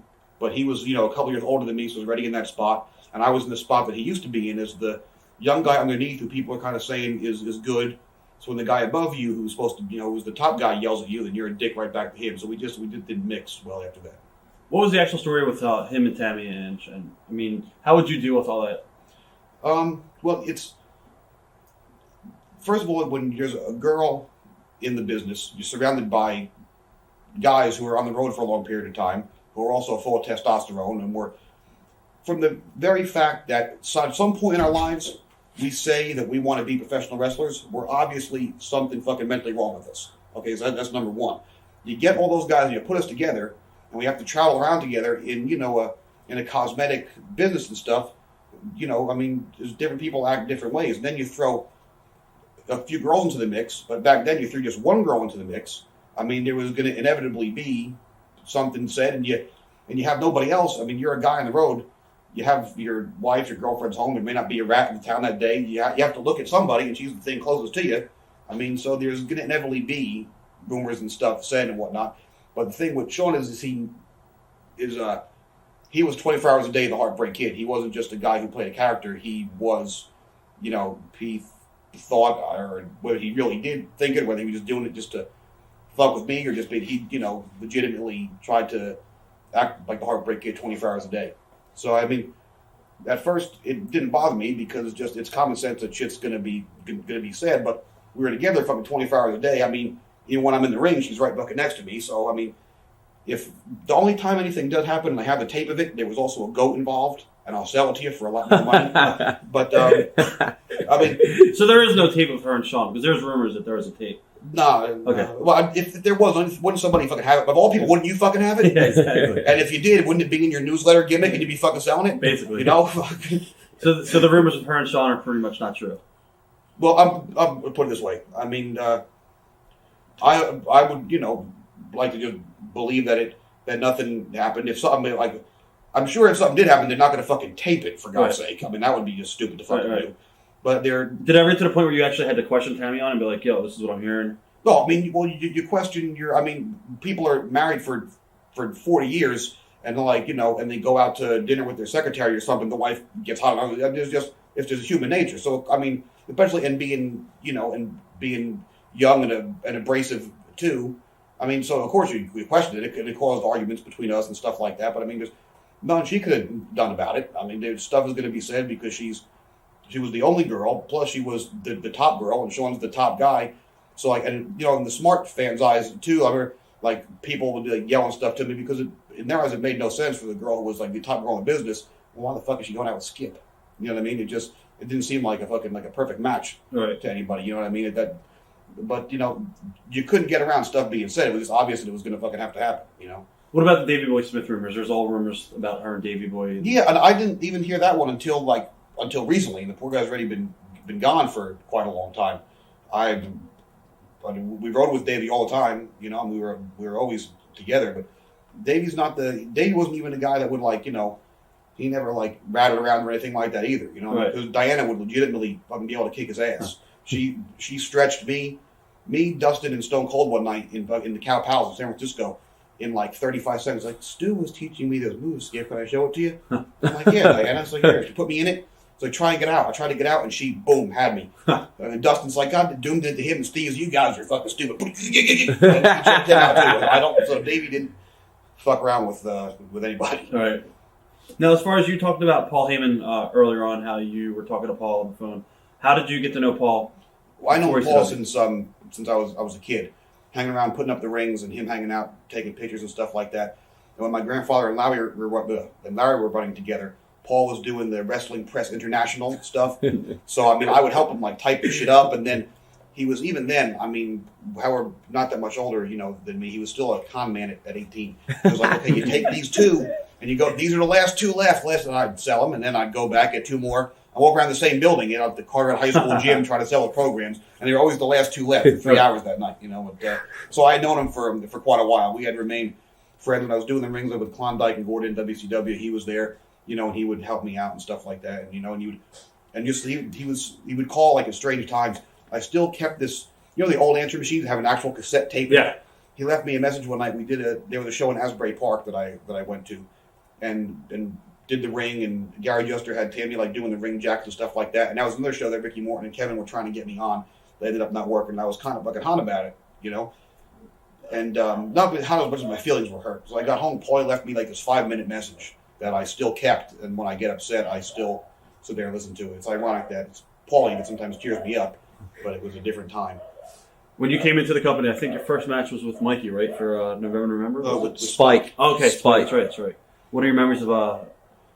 Well, I knew a lot of guys there already from being, local guys like Taz and stuff like that.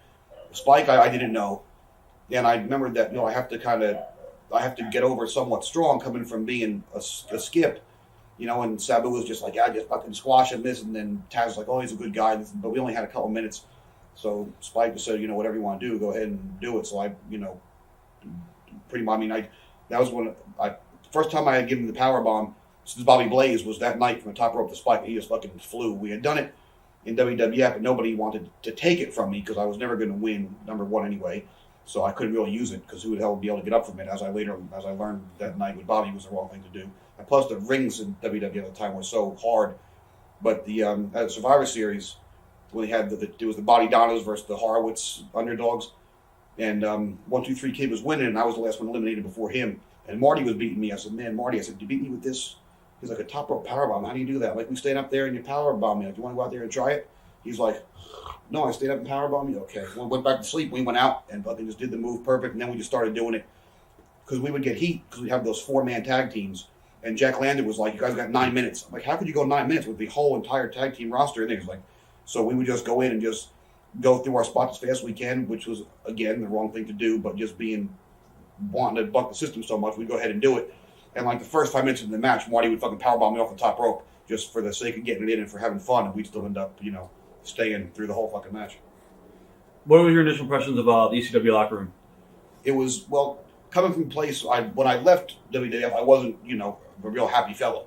I was aggravated by, which I like that again. A lot of it was my own fault, but I still wasn't in a real good mood. So I went from being around guys who a lot of them I didn't get along with, well, at least the guys who mattered I didn't get along with at the time, to guys that where everybody was like, was a family and real cool. So I mean, it was like a whole new place, really night and day. Has Paulie changed over time as far as when you came to ECW? Now he's your boss. No, he's always been fucking strange. He was never any different. I remember my little brother, he was 14 years old, and he came with me that first night when I worked with Spike, and Paulie's sitting there and he's like, now it's like, you have the ball, take the ball and run again. And I came back. I mean, he pumped me up, and we're in the car way home. My brother's like, that Paul guy's fucking weird. But he has a way of getting in your head. He didn't treat me. There was no boss-employee relationship. He was still a friend. Right. Seeing that you were friends with Caroluzzo, what was Dennis's opinion when they dropped the NWA title with Shane Douglas? Since you were close to Caroluzzo at the time, like what happened about? What did he think about? He was flipping out about it, right. Of course. But I mean, it ended up being good for me because that's how I ended up getting the belt. Right. Shane threw it down. He did the other tournament and put it on me. Right. But when I went to, Dennis called me. He was so heartbroken that I would leave WWF and go to Paulie and not go to him because you can come and be my booker. Dennis, be your booker. You run once a month. What am I gonna do? I mean, I don't know how to be a fucking booker. I need to work often and make a living. And he was hot at me. We didn't talk for a little while. His feelings were really hurt that I would go ahead and go to Paulie instead of Excalibur Promotions. Did he know that he was getting set up that night of that NWA tournament or no? That was no. Total. He had heard about it, but of course he didn't want to believe it. And then he thought that it was all part of an angle. I had him do the interview and everything afterwards like that. But after it was done and 2 days passed, and he realized that he really was fucked. But that was like oil and water. Dennis and Todd and Paulie were just not made to work together. Right. What was your impressions of Todd Gordon? I really never got to know him all that well. By the time I got there, he was hardly ever around. And he was only around like in Philly, and he kind of hung with his clique, with like Sandman and those guys, and and I hung with my guys. Now, was ECW? It was a lot. You were in ECW when it first started. Paulie wasn't in at all when you were in. No, well, Eddie Gilbert brought Paulie in like as a manager, mm-hmm. and and helped him. Had Paulie helping us do promos and stuff, and me and Johnny Hotbody were the Suicide Blondes, and we're the Eastern Tag Team Champions. And then go to Smoky Mountain, Salvatore Bellomo broke my arms, and they put Chris Michaels. Right. With Hotbody, like a free bird, something, 3 of us. But he had black hair. That was the whole gimmick. He was supposed to be blonde. Right. And we tried to make it blonde, and he was just coming out like red and orange, and he didn't really have a lot of hair on top, so he was nervous. So Eddie said, "You know what? Just put it jet black and just pretend it's blonde." Right. Well, now when you came back after the Spike thing, what was like your first program? I did a deal with Mikey, where me and Mikey worked with the Eliminators. And I did a couple spots with John and Perry, and then tag Mikey in. And then, do the thing when he came to tag me, I had something in my eye, and this was, I was fixing a turnbuckle or something. So that's up in November to Remember for me and Mikey. And then then I worked with Spicoli a few times, and that's how we kind of lead it into me and Shane and Brian Lee doing a triple threat deal together. Mm-hmm. Whose idea was that?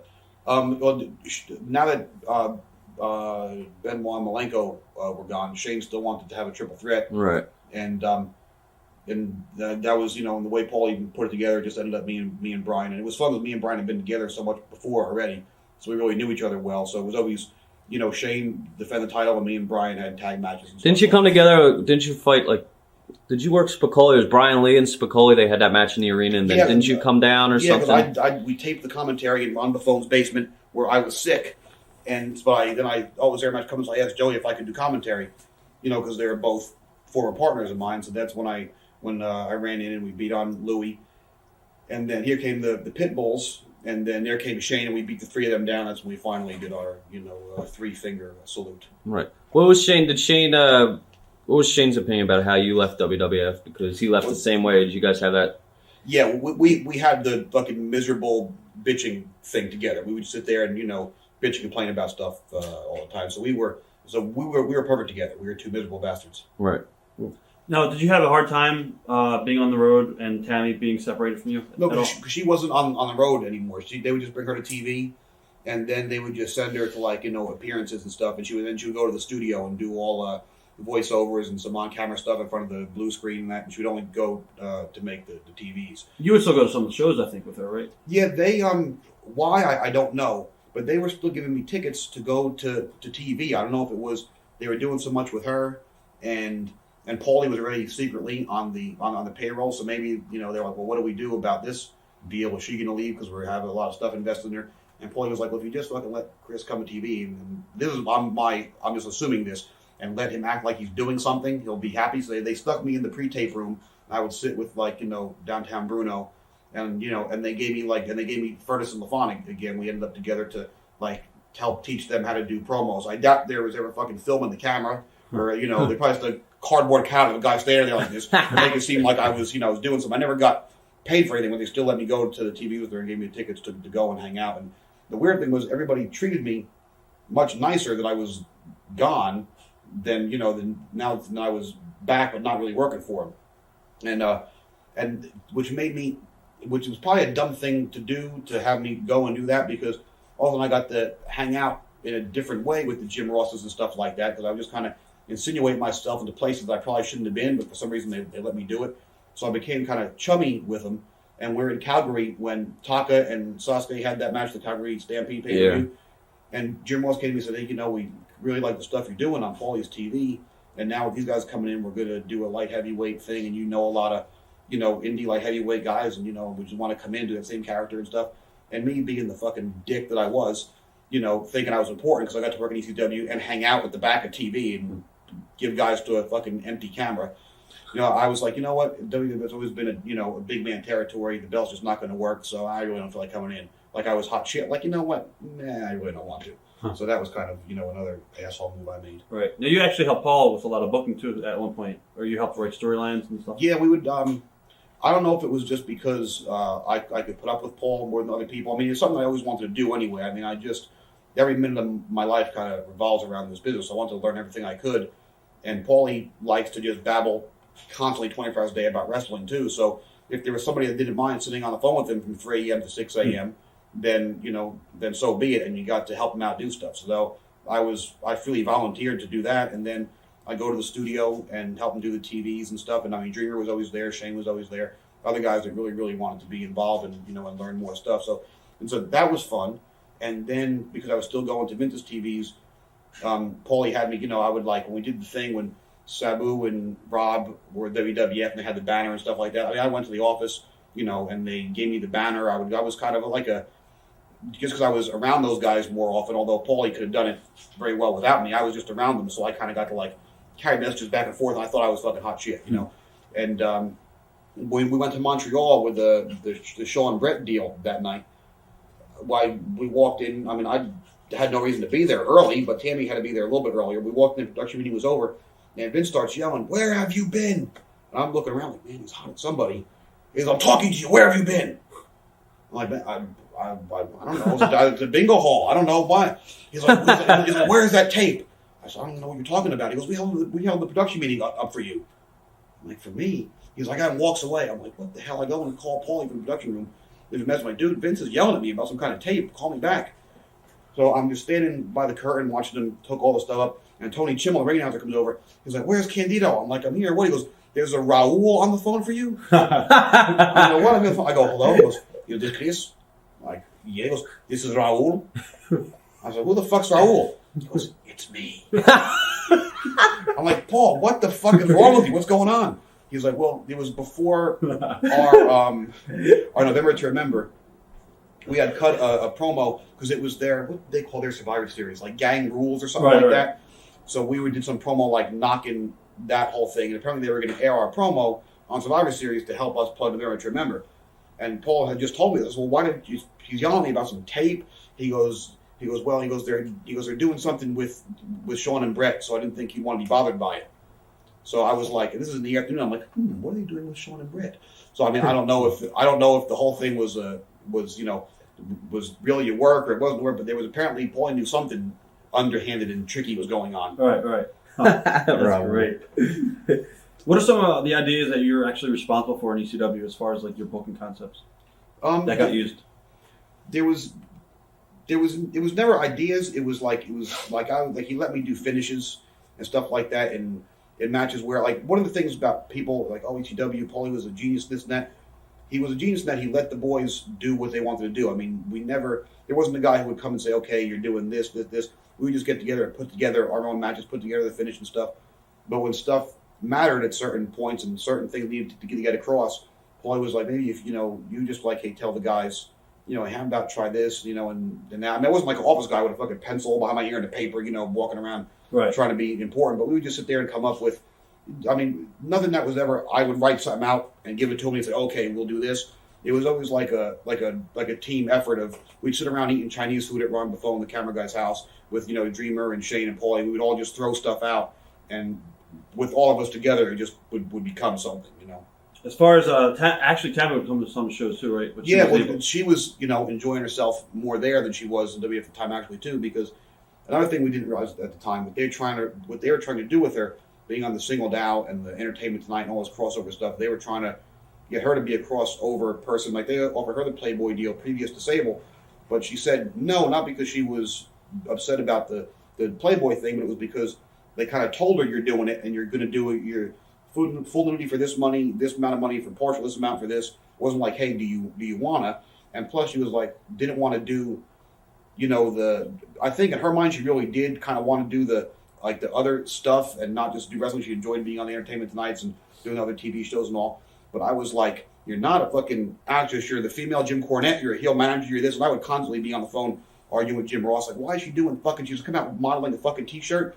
You can just get some stupid rap to do that. I mean, she should be fucking, managing, cutting promos and stuff. And he was like, that's not what we're doing. But never said to me, by the way, who the fuck are you to be calling me and yelling at me when you don't even fucking work here? Right. He put up with a lot of bullshit from me. But so she enjoyed herself more at ECW because Paulie kind of gave me free reign to do what I wanted. So she would come and, and I mean, not for any payday, just, they would use her in my finishes and all kind of stuff because when people see me, they started cheering for her, chanting her name anyway. So when she would come and run out to get the easy pop and some kind of false finish, it was fun to do. Did it ever bother you at all? What? When they chanted her name or not? At least they were fucking chanting something. Because, right. I mean, the ECW crowd can be, they can be pretty stiff. Well, they always, chanted good stuff to me too. I mean, later they would say some pretty nasty shit. But like when I first started, they, Skip is dead and chanting my name and stuff. But I mean, how could they not fucking cheer for her? She was the hottest thing in the fucking business. How could they? You expect them not to say it? Right. When she was out there, when you were with the company and she still was with WWF, and she would like come out on stage and everything, like in between, did she get heat from WWF because it was all over the internet, I think, at that time? And was Paul kind of like telling her to go get seen, kind of? No, I mean, she would go. I mean, just on her own. She would just go in like a fucking baseball hat and jeans and just sit up there with guys we were friends with, like fucking Taz and Bubba and stuff. Watch the show because she legitimately likes good wrestling. She was seeing more good wrestling in ECW than she was at WWF. Right. She would get heat because when they were doing like the Live Wire show, that it was actually live on Sunday mornings, and they would do the deal where fans would call in and it was a shoot live. Sometimes Kevin Dunn would call in and try and plant questions to get the people talking what they want them to talk about, but they would let one or two people through for real, and they would start asking stuff about other things, and she would like mention my name. They asked her about like, how come WWF doesn't have cruiserweights like WCW? And she was like, I don't know, that's stupid. I think they should have guys like, and mention my name along with Benoit Malenko and stuff. And they're in the control room like, oh my God. And I remember Spicoli was there with me that day, and we're just rolling around laughing because we were just fucking heat seekers to begin with, Right. And then it was the day of November to Remember, and they're like, welcome to Live Wire. And Tammy's like, Dude, it's going to be November to Remember weekend. Like, Jim Ross fucking throws, like, Jesus Christ, you guys always have to fuck around? I'm like, I guess. I don't know. What are some of the matches that really stand out in your career in ECW? Like anything with Lance Storm? Or? I mean, Lance was always fucking fun. I think that doesn't get. That's the thing I'm hot about. That shit doesn't get noticed as much because me and Lance as a team, I think, were such a perfect match because Lance being zero personality as he had, and me being so fucking retarded and trying to be over compensating for it, and and the deal we hated each other but still were a team. And would work a tag match and then go right into our fucking singles match in the middle of a tag match. Nail each other and do a spot with we'd bump each other. Then the opponent would come and we'd nail them, go back to fight each other. It was just, I think it was a great story and it was just so much fun to work with him. And the guys we were getting to work against, like Tracy and Guido and those kind of, I mean, it was just, I'm kind of upset that he gets overlooked a lot, Basically, after ECW, you stayed there until the end. I mean, did you see it going down? Well, I was kind of there till the end. Right. Paulie, for whatever reason, I don't know if he told me this, but what comes out of his mouth and what he really thinks are two usually completely different things. If he's really even thinking anything, or if he's just talking, I'd tell you this, he treated us fantastically. I made more money with Paulie than I did with WWF. I mean, at least as far as a guarantee basis. Right. And we were all taking jobs to try and help the company out because we all wanted to stay there. We're all, yay, team. So when I started doing the travel stuff and using my credit card and all, I mean, when my bill would come every month, I mean, American Express gives you like a copy of the actual tickets and all that kind of stuff. I mean, I'd copy everything and itemize shit out. I'd go and give it to Paul. He would just flip to the last page, write me a check every month. I mean, it was like 15 grand, 20 grand, like no big deal. Just throw it in his fucking bag and never look at it again. And the checks never bounced. I mean, until the end when I got stuck with a lot of the stuff. I mean, he treated us all, really, really well. And I mean, it was a blast over there. But then he was treating me like he was saying like, oh, you're supposed to. I want to just do the TV, so I need somebody to run the shows on the road. Why are the boys going to listen to you? And when you're getting fucked up, I said the entire fucking locker room is fucked up. I said, there's. Rob and Sabu did a photo shoot for High Times Magazine with 9 pounds of pot a foot away from us, and you're yelling at me for doing what I'm doing, and I don't why he got on my case and nobody else's. I don't know. So he suspended me a few times, and would still pay me while I was off, and then I brought me back. I did the deal with where Carino brought me out. I did the thing with Taz. I came back one time and worked with Sabu in November to Remember, and he just was paying me the whole time and only using me sporadically here and there. And I don't know what his real reason for it was. I've tried to talk about it with him 100 times, and somehow it winds up. He tries to make an analogy that Cyclone Negro and Pampero Forpo had a chain match once in Dallas. And I'm like, what the hell are you talking about? And by the time he's done talking, it's 6-7 hours later, and all I want to do is go home. Right. So I don't know what the reason was ever for it. But I thought it was going down at the end, but already by this time, my brain wasn't always working, so I wasn't realizing the fact that that checks were slowing down, that I wasn't being used, and I was pretty much just semi-coherent when it was time to go to work, which became less and less for whatever reason. The rest of the time, I didn't even know what was going on much, of anything. When Tammy finally got let go of WWF, did you like her when she was on the road full time with you? Did Paulie take her right away, or? Yeah, well, she. And I never got fired. I quit, and she quit also. They brought her to the office and said, "Look, are you not having fun here anymore?" She's like, "No, I'm really not." And Jim said, "We're going to do this with you, and I want to do this." And we left the meeting, and we're already fucked up by the time we got downstairs to the car. And we're like, "Fuck them." You know what? We were going to the Heat Wave pay-per-view, and we're like, let's just fucking quit on the pay-per-view. So she came in the ring with me that night, and Joey Sliles said she's now full-time with us. And after the pay-per-view went off the air, everybody was in the ring. She cut a promo saying, "No, fuck them. I'm here with ECW." And Paulie said, "Well, what did you make with Vince last year with your merchandise and everything?" She told him. He said, "Okay, that's all I'll give you." And he fucking paid her, and she only had to go to TV and go to whatever house shows she felt like going to. Otherwise, she was just, home.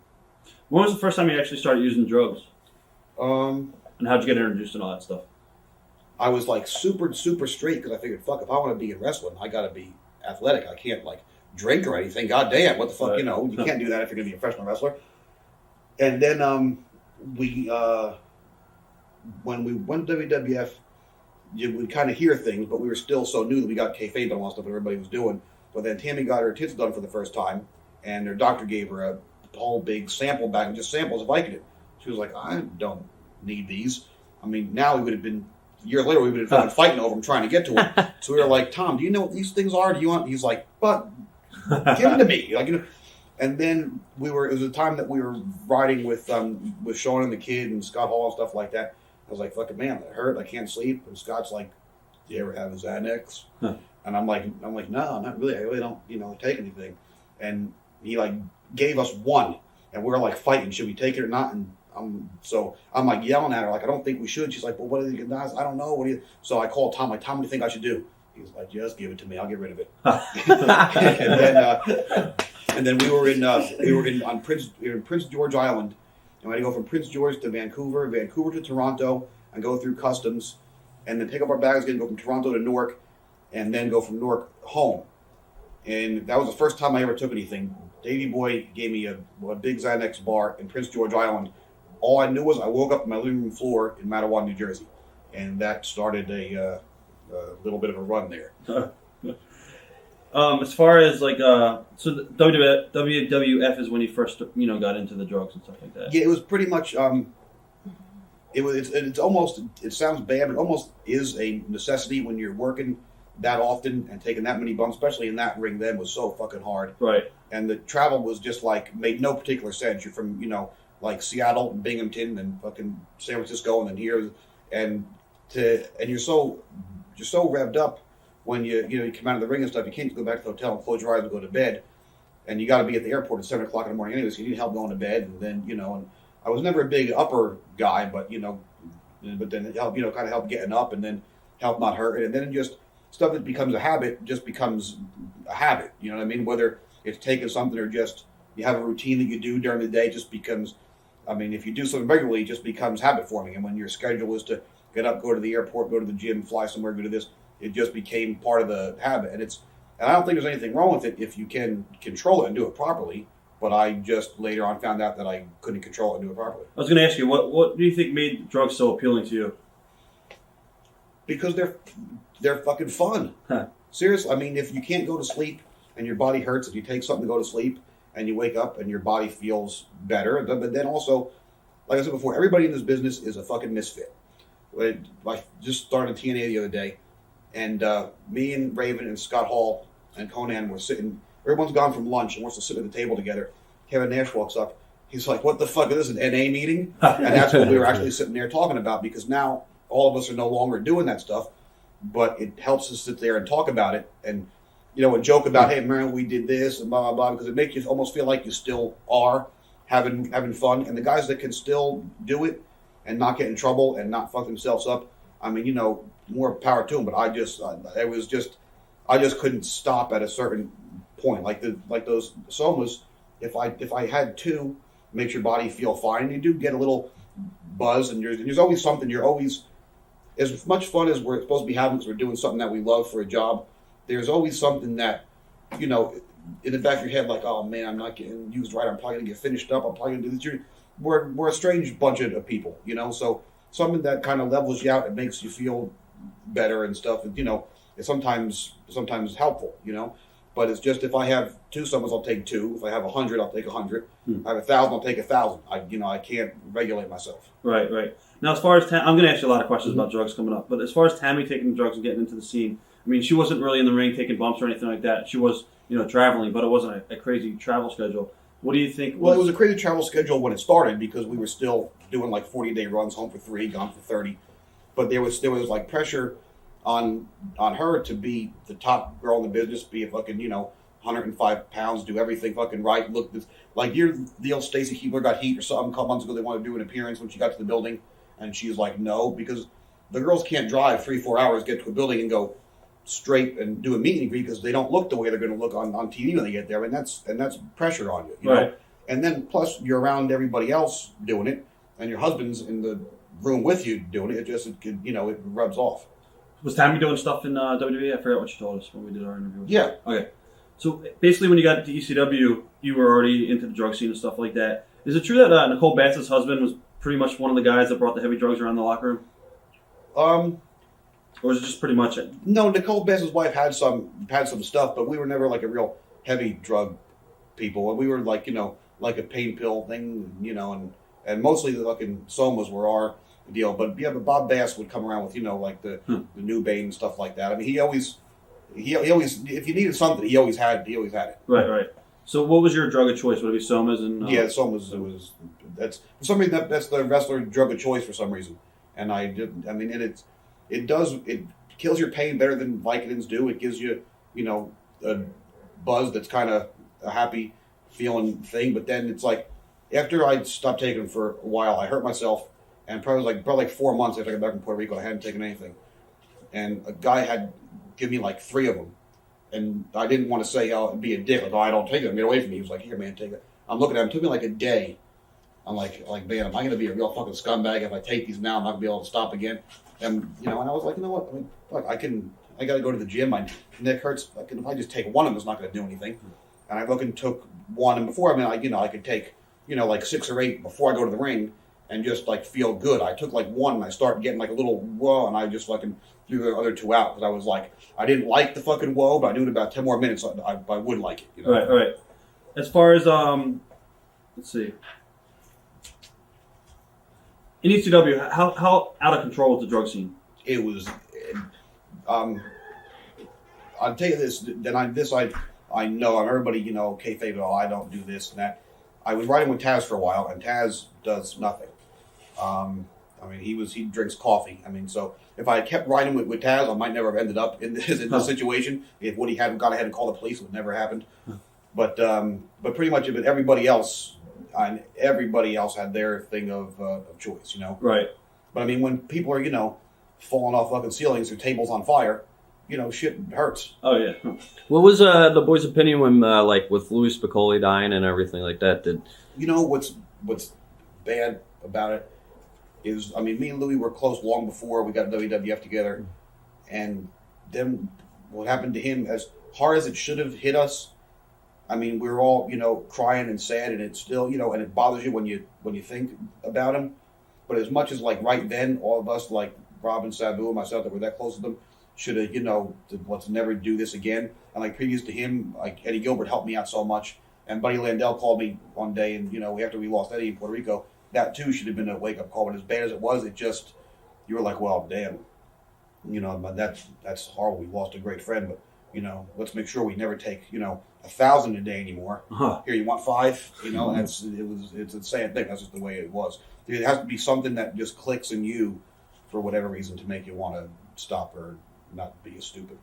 Did any of the veterans ever come up to you and say, "Hey, you got a problem? You need to stop"? No, because the difference, funk or something. The difference is, it did cause me problems, but I think the fact that for whatever reason I got labeled as the poster child of the fucked up wrestler. I think because some guys were too big a names, you can't make an example out of them. Some guys nobody gives a shit about, so you can't make an example out of them. I was kind of right in the middle where, well, he's a guy supposed to be real good and is supposed to be great, so we can use him as the example because it'll prove a point, but at the same time it won't fuck up business. I think that's why I was kind of used. But for some reason, after we started losing, guys like Eddie and Louie and Art Barr, and the perception started to change, and the offices started to get nervous about it. But the veterans never said anything because, look, the veterans, that was the way it was back then. Everybody was partying constantly, so they couldn't go ahead and tell us don't do it because they were going ahead and right. I just was with Terry a few weeks ago, and we were talking about stuff similar to that, and he said, "God damn," he's like, "Don't tell Vicky about Jesus Christ and goddamn 76. I almost hocked the NWA belt for some dadgum cocaine. Vicky would kick my ass if she knew." That's 30 years ago. Right. Just don't tell her. He's like, "I just drink beer now." Everybody's done something. When in Smoky Mountain there was, Ricky Morton and stuff like that is a heavy partier, and no one thought anything of it because, well, fuck, he's Ricky Morton. He could do whatever he wants to do and go out and still tear the house down. But for some reason, once the death started to hit, the people outside the business got on us more. So when the fans started hearing about it, because I'm sure everybody, it's not, common knowledge that, I mean, you read Dynamite Kid's book when he had to go up through and get Terry to go to the bus, and Terry had like one boot on, thrown up all over himself, and was, running around naked and drunk and stuff. And he was the NWA World Champion at the time. And he told Dynamite Kid, how you come to be an NWA Champion? You got to be a huge fuck up. I mean, the fans didn't know that back then because there was no internet, there was no stuff. So, but once stuff started to get out, and people need something to chant at you when they become smarter. So that was part of the problem too. The veterans could never say anything to us because they all did it. They just were able to hide it better. Do you think that pretty much the wrestlers have been the same? It's just because of the internet and smart fans and everything. It's everybody knows about it, but it was probably like with the drinking and all that in the 70s and 80s, like with Ric Flair and everything like that. I mean, like my grandfather tell me stories. Him and Freddie Blassie and Fuji and stuff would do. I mean, he was out of his mind. I was on my 13th birthday. He had a show in Old Japan, New Jersey, and brought me to the hotel afterwards. I remember Sergeant Slaughter was there, like Larry, Bam Bam, Ted Petty, and guys. And he was trying. I'm 13 years old that night, and he was trying to get me a rat. I'm 13 years old. And this is my grandfather now, right? And so they were all. Look at the Von Erichs. Yeah, it was a whole. Once everybody really started to find out about the inner workings of stuff, and people got, I don't know if smart is the right word, but that's what we use. That's what kind of started that whole ball rolling. I was going to actually ask you, do you think you guys were, you and Tammy were scapegoated by Paulie at all? Yeah. Okay. He like when he had Tammy do that TNN thing. I was going to ask you about that. I mean, it was like a heavy sell on it. He was like, man, this will be great. He was like, how is it going to be great? He was like, well, he'll either make you a sympathetic figure and tell your story and stuff, but for some people just didn't want to believe what you said was true, and when it was, when people get back on you, he's talking about, stuff. He was like, listen, I'm starting to get too heavy. Just tell me to back off. And she talked about stuff that she doesn't want to talk about, like stuff with her niece and her mom and all that kind of crap. And and he aired it, and like I saw Cornette's shoot interview when I was in Puerto Rico. Pablo Marquez had a tape of the thing you did with Cornette. Okay. And we were staying at Pablo's for a while. He had no TV except fucking one Puerto Rican channel. So we watched him Cornette, since it was so long, we watched it 4 or 5 times a week. And he said, he was like, like Paulie must have not been a friend to us, because why do you do that to a friend? But he asked us beforehand if we do it, and we said, yeah. And he said, well, it could either be great, or it can blow up in our faces. But the key word was our faces. I figured that meant him too. And when it just kind of backfired, on us. Looking back on it, would you have not wanted to do that? Well, looking back on it, if we weren't really trying to be straight, we were just trying to be straight enough that we would not get in any fucking trouble and be labeled as fuck-ups. We still didn't want to be straight. We still wanted to fucking party, but just we didn't want anybody to know about it. Right. Had I truthfully been wanting to be straight then, I still would have gone ahead and done it. But again, that was so many years ago, and you're not as mature as you are as you get older. So if I know now what I knew then, I would still do it, but I would do it smarter. Then I was just, half the time you're fucked up, and then when you're awake, you're under fucking Paulie's spell. So there was not one point in the day when you were in your right frame of mind. Right. Speaking of drugs and other drugs, steroids, you can look at different guys in ECW with their physiques and everything. What's your opinion on them? Well, people ask about steroids in wrestling. I don't know anybody. Even now, fucking Spike looks kind of good. I don't know of anybody who's not on. Right. I'm seriously, I don't know one fucking person that's not. And people. You can look at the obvious people who are, but they're on a lot more than just steroids. They're on fucking growth and a lot more steroids and train a lot harder. I remember in Memphis, somebody mailed me, fell from remember the Spider, one of the headbangers? Yes, yeah. He mailed me some stuff down to Memphis, and Bill Dundee's wanting to buy half it off me. And Bill Dundee, he was kind of he was a stout little fella, 5'5", but got the biggest 5'5" you ever seen. He would just do the fucking, that wheel, Bob Backlund wheel, and do the little rubber things.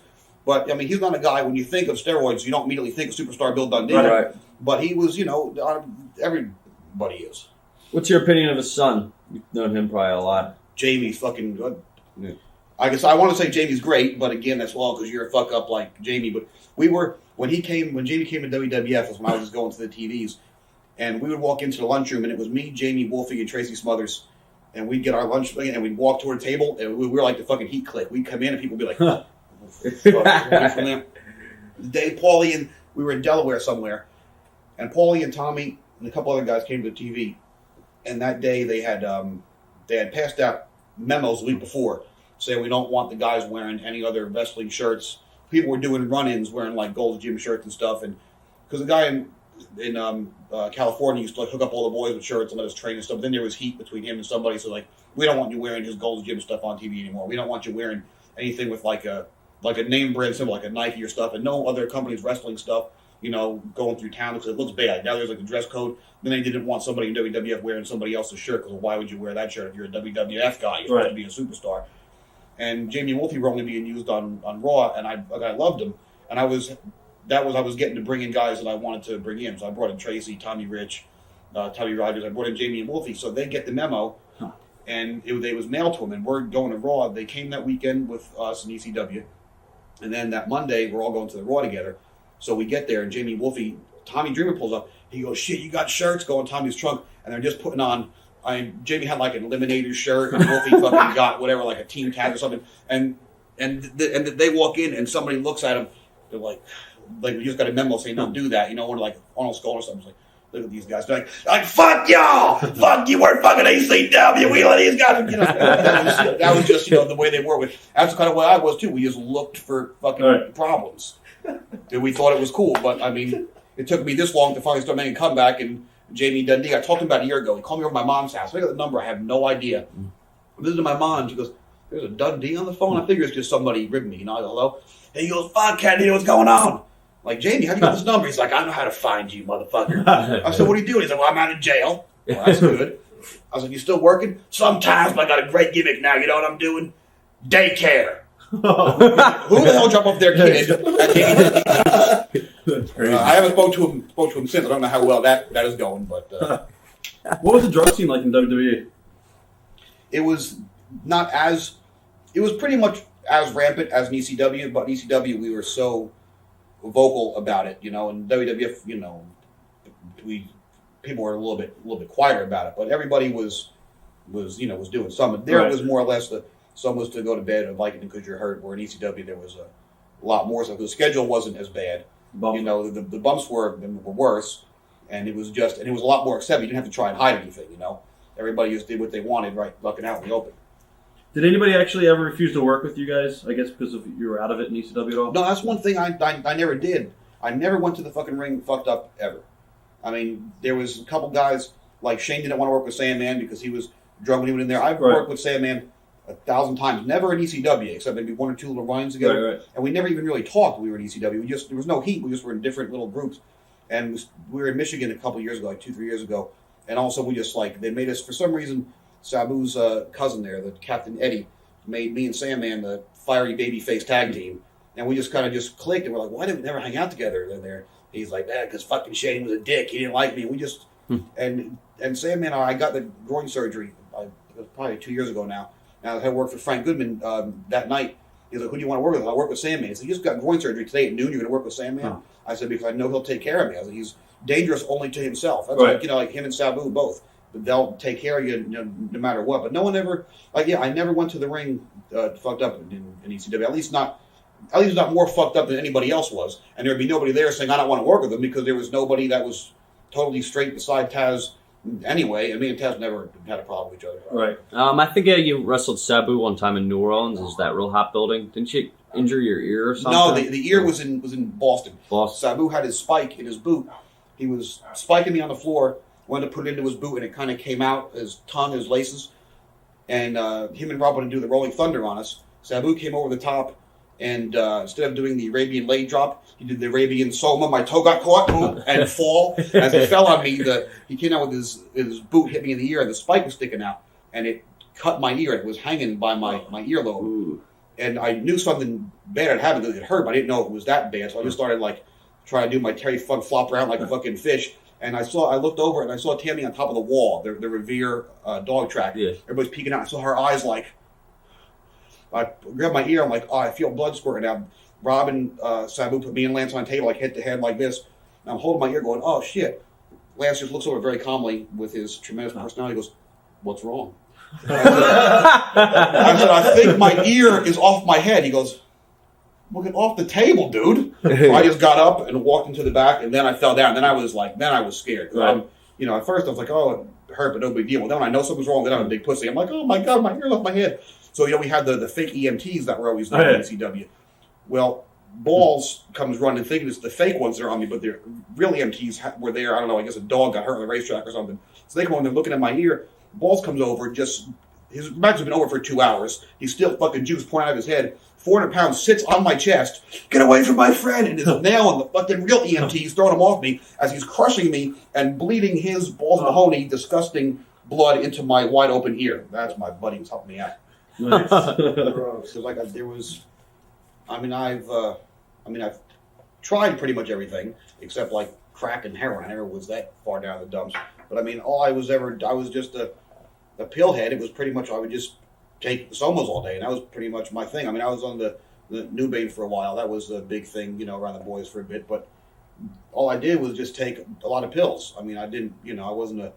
I mean, granted, I took thousands and thousands of them, but that was my level of addiction. I mean, there was a lot of guys doing a hell of a lot a lot more often.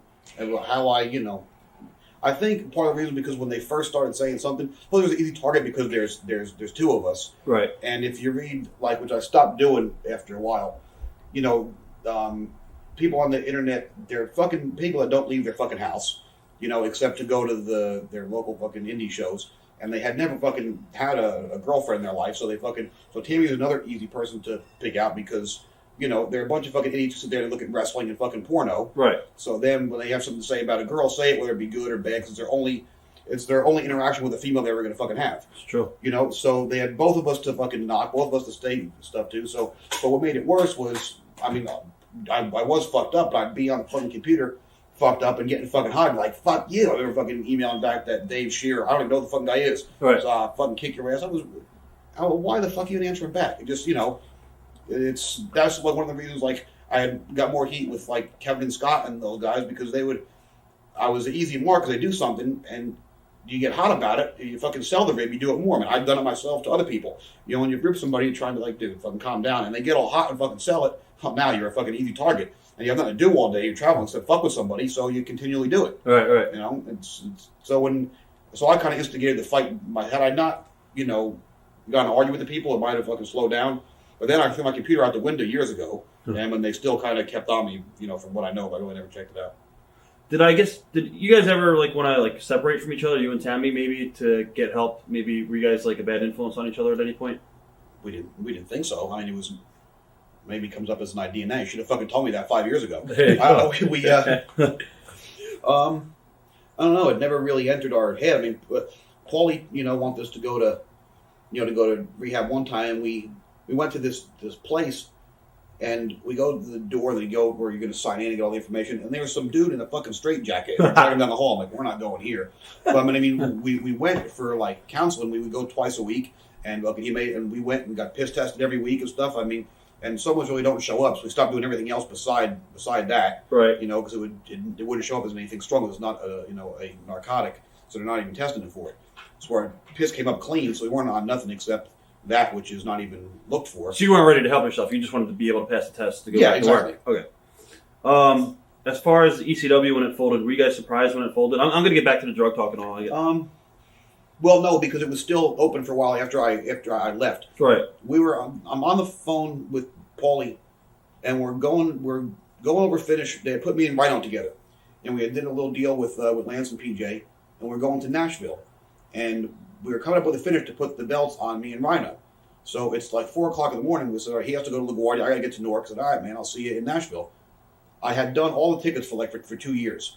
Finally, American Express, which has no fucking limit, finally cut off my card because it was like, you know, over $170,000. Paul's like, I'll start paying you, you know, I'll take care of it. It has to come from, you know, from the new lawyers that took over this and that. Give you some fucking Paulie story that all of us that somehow in your mind now fucking makes sense. You know, I'm like, okay, great, sure. Do you need anything else? You might, you know, my fucking house. Do you want it? I can drive my car here, take it. But so they had made the tickets for the next couple months. We show up at Newark after an hour, get off the phone. Okay, putting the belts on us. Here's our finish. What do you think? Cool. All right, let's go to the airport. Meet you in Nashville. When we get to the airport, our tickets are canceled. And that was December 23rd. So, I mean, it's right before fucking Christmas. You know, we had just bought our house, and we're like, Paulie, I mean, we were, as much as we fucked around and partied, we were good with our money. We put like 180 grand down cash on our house because we couldn't get financing because we didn't fucking pay taxes. Which I have caught up on if anybody from the IRS is a big wrestling fan and watching this. Actually, I really haven't. Come get me. So and we're like, Paulie, can we do this? He's like, I promise you, you're a homeowner now. Well, then, fucking goddamn a year later, fires me on Christmas. And then didn't talk to me for a number of months. And then would tell me again in some 3-hour conversation that once again made no sense. But at the time, you're like, right? Okay, man, yeah, you're right. Hung up the phone. Tammy's like, well, what did he fucking say? He said, I don't know. I'm not mad at him right now. Then the next day, we made at him again. And then so I called Kevin Sullivan. And I said, man, can you get me in there? He was running around with, what was that guy's name? It was in that Husker Du. Remember that guy that was in that band, Bob Mould? He was some 60s band they were like a one-hit wonder. And he, for some reason, he was Kevin's friend, and Kevin got him onto the booking committee. He was a guy that was like a Jimmy Hart level rock and roll band. They had one big hit, Kevin was running around with this guy at like 2 o'clock in the morning one night, called him back. He was like, hey, listen, brother, come to the fucking pay-per-view. You're starting. I'm like, fucking great. Well, actually, he was called come to TV in Philly. Go to TV in Philly. I'm waiting to see what I'm going to do. Paulie found that I was there because he has eyes everywhere. Facts came through. They cannot use me because I'm under contract. Well, I haven't been paid in a number of fucking months by now at this point, like 2-3 months. But still wouldn't let me work. So I'm on the phone with him one night when he's at the studio in Ron Buffone's mom's backyard.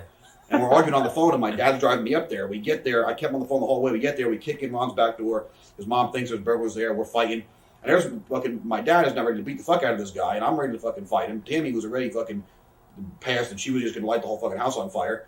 He sits there with 3 people out of their mind, and somehow, well, no, you see what happened was, and my dad's like, now I understand. Yes, you're an asshole. He got in the car, and he's like, the fuck did that guy say? And so eventually I had to go to his lawyer's office, not even there, and sign a deal saying that I could never get all the money he owes me or the money he used on my credit card if I wanted to go to WCW. And I had no choice. I had bills to pay, so if I wanted to go to work, I had to sign off that in a bankruptcy I couldn't get any of my money back. Wow. That's a crazy story.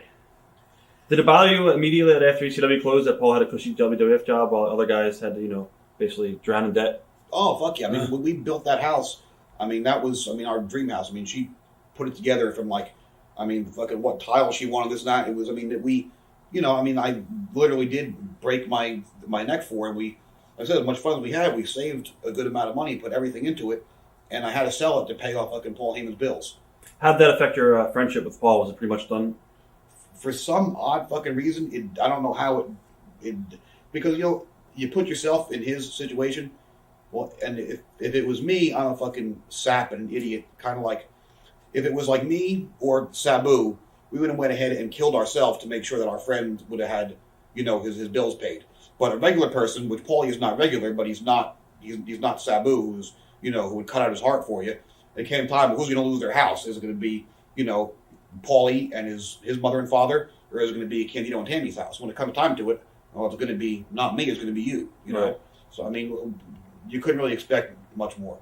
Going back to the internet stuff, there was reports out there when Tammy was passed out in the back and stuff like that. Were you guys pretty pissed off about the stuff leaking on the internet? Do you think it was like... Yeah, that wasn't cool. That should have been kind of kayfabe, And the thing is, and the story that even came out was the truth, but they still didn't believe it. Me and Raven were talking about it at the TV the other day. He had a bottle of GHB in his bag. Me and Axel Rotten went and fucking Pink Panthered over while he's in the ring and took the GHB out, poured it into our blue Gatorade, and and you're only supposed to take a little capful of it. We went into the bottle and put it over there. Worked the whole night. Everything was fine. And we would always go to the studio on Monday and cut up promos. We never did them at the building. Paulie's like, you guys want to do your promos here? Tammy's like, yeah, sure. I'm like, I remember she that. goes and fucking, boom, does fucking do makeup, puts on a dress. She's all ready. We're up next after Fonzie. Well, of course, fucking Fonzie would take 9 hours to say one fucking word. She's like, God damn, I need something to drink. She takes the Gatorade. It was like, me and Axel are going like, we don't want to yell loud because Raven would know we stole his GHB. And then she would be hot that I was taking GHB and Kate and her on it. She just gets the Gatorade. She's like, we'll be there in a second. Gung, gung, gung, gung, gung, gung, gung. Okay. And he just fucking passed right out on the table. Yeah. And Paulie, who was his drug of choice was GHB, he knew the signs immediately and knew what it was. I said, yeah, we just stole it from Scotty, and she drank it. Unbeknownst to, he was like, oh, man, all right, just come to the thing. Let me carry it. I put it in the car. I drove home. And then it got out that, oh, my God, this was the story. Oh, they said she didn't know it was in the fucking bottle. Well, why the hell would we lie? She didn't know it was in the bottle. I said where I got it from. We took it from somebody else, and she fucking drank it and passed out. We took it for the reason to get passed out later, She just didn't know it was in there now and fucking and passed out. I mean, that's what really happened. And they're like, no, she knew it was in there. She was, and they're yelling, oh, she's on fucking crack. If she was on crack, she would have been wide fucking awake. All right. Now, when you guys went to WCW, what ended your tenure there? Because there's like a lot of rumors regarding what happened with Tammy in the bathroom with New Bane and all that shit. Yeah, we had already been off the New Bane for a while. For whatever, like getting clean has taken a good fucking 4-year thing now, where there were certain things we would start to cut out, And the New Bane was just, that was the stupidest fucking thing of all time. I knew it was bad. Is New Bane shooting up? Yeah. Okay. And me and Axel were, a lot of people were doing it when I would go to TV with her at WWF. I'd get there and immediately there would be like Brian Armstrong and Billy Gunn, these guys, boom, we'd go into the bathroom and we'd get that. But then when you didn't have it, man, we were freaking out. I remember driving 3.5 hours one night to Axel's house in Baltimore because he had like half a bottle left. And it was just, it's bad. And then what kicked in my mind that we were like, we got to stop taking this. We stopped taking that. Then we're in WCW. We had already not taken it for well over a year. And I'm ready to go out. I'm working with, doing something with David Flair. And Ric Flair was going to hit the ring. I was going to finally get to be in the ring with Ric Flair. He was only going to chop me twice. He's like, well, he's like, I'm like, you want to nail me? So no, you can just get out, sir. I'm like, do you want to nail me? He's like, well, if you're still there, I'll chop you once or twice. I'm like, well, I'm going to fucking stay until he chop me 4 or 5 times. I wasn't getting out. And so we're ready to go to the ring, and Eric stops Tammy. He's like, no, you're not going. So now I'm getting to be in the ring with Ric Flair for a couple seconds, which is, you can't, that's like being in the ring with God. And he ruined the fucking day for me. I come back, like, what the hell's the problem? We found New Bane in the bathroom. I'm like, well, what do you want to know about it? I know a lot about it. He's like, well, why are you guys taking it? I'm like, I don't fucking taking it. So what was in the women's bathroom? I thought, there you have, like, Madeja O'Hearn, fucking, what's her fucking name? Who we were riding with? Goddamn. Tylene, Buck, all them girls. Right. And they were all from California, all real tight with the girl who I was friends with, who was a supplier to the entire country. I'm like, well, you're on us. These girls live down the block from the girl that's a supplier to the universe. And they're, fucking fitness model chicks. It comes from bodybuilding and fitness industry. That's where it got to before it crept into wrestling. Right. I said, you're pointing the finger at us? Like, well, we were told that it was Tammy's. It's like, well, it's not fucking mine. So we left him back to the hotel. I called up Russo and was cutting a promo on his machine. He called back. He's like, yeah, I know. That's what Eric said. I said, well, what do we do? I said, we'll pay for it ourselves. Go piss test her right now. He said, well, get there tomorrow with TV early, and she'll get piss test. We got there. TV got there early. She went ahead. They took her to get tested. In typical WCW fashion, they lose her fucking urine for 2 weeks. But the deal was, it came back, and it came back clean. Eric was hot about it, so he just didn't tell us to it for a couple weeks. He was like, well, now she's been off TV for 2 weeks, so we're just going to go ahead and not, and not use her anymore. And that was, fucking pissed me off so bad. And that the day when she went to get tested was the day that me and Terry Funk did the deal with the horse barn and all that kind of stuff like that. So I'm getting to work with my other idol, getting to fight with horses and shit. Stuff that was just so cool to do. And it kind of ruined the day because now she couldn't be working with me because she had to go take the stupid fucking test. So after the match, I come back and I'm watching the horse shit off my hair. And a couple guys walk out of the locker room. There's just Kevin Nash and I think Jeff Jarrett left. Scott Steiner walks in, looks around, slams the fucking door. That stupid fucking cunt starts charging at me. I'm going, fuck, he did something, and now I'm going to get my ass kicked for it. But he was yelling about fucking Kimberly because he found out that she was the one that found it and put the heat on Tammy for whatever reason because we got along with her fine previously. And so he went out, he said, what the fuck happened? So I told him, I said this. He goes, well, she's the one who fucking said that it was Tammy's. And her and Dallas was coming back from the ring. He ran over to the girl position, cut a fucking promo on him, and chased him out of the fucking building for it. But, it never did. When it came back clean, everything was like, well, she's been off TV for a couple weeks now, so we're not going to bring her back. Wow. So that was pretty much your end of... I stayed for about a month or so longer. They were putting me, Shane, and Bam Bam back together. And we had a finish one day. It was Bam Bam's first match back. We were going to work with Chronic. So they gave us a fucking finish that was just, it was awful.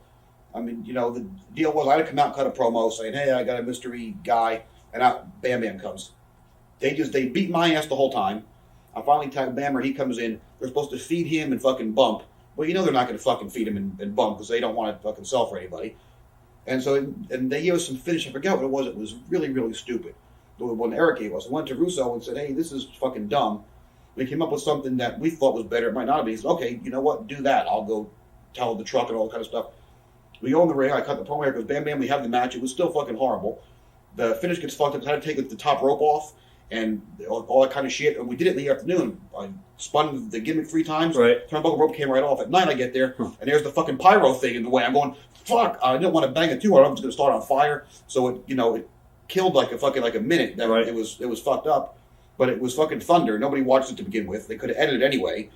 So we come back and then going towards the finish, they did some kind of move to me where kind of like the F5 fucking thing, but they spin you this way. You figure you're going to keep going that way. They spun me, and then the other Brian fucking threw my legs that way, and I came down and I broke my wrist. We come in the back, and Eric cuts a promo on, there's the 4 of us, fucking Bammer, Brian, and fucking me. Just yells at fucking me. It's not the finish I gave you. Look at these guys been working here forever. You're fucking yelling at me? Go back out and do it again. Well, my arm's broken. Or I was hurt. Fucking coach taped it up. I went back out. It's a TV company. When it airs, take the promo I already did with Bam Bam walking out, cut it, and then fucking do the rest of the fucking match.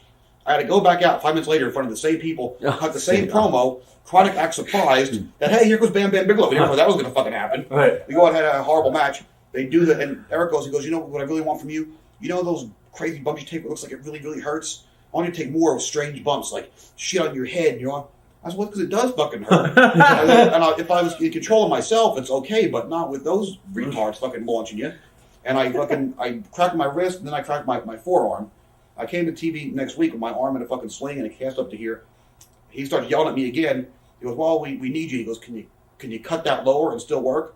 So here's my boss. They were paying me the best money I ever made. I was already like on thin ice because the thing happened with Tammy.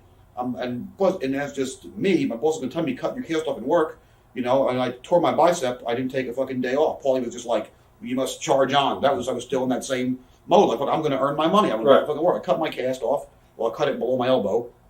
Went and worked. Me and Bam Bam and Shane worked the 6-man. And the next day, me and Bam Bam worked the handicap match against fucking Buck Bagwell. Made no fucking sense. And he beat us. It was and yet I was the one working the whole time, the way the matches was set up. And then they said, we had like 2 house shows or 3 house shows in Washington afterwards. They said, what do you want to do? I said, well, dude, this hurted bad. And every night they'd cut after I worked the first night, coach cut the cast off and just made a new one, but he didn't set my arm and just put another cast on it.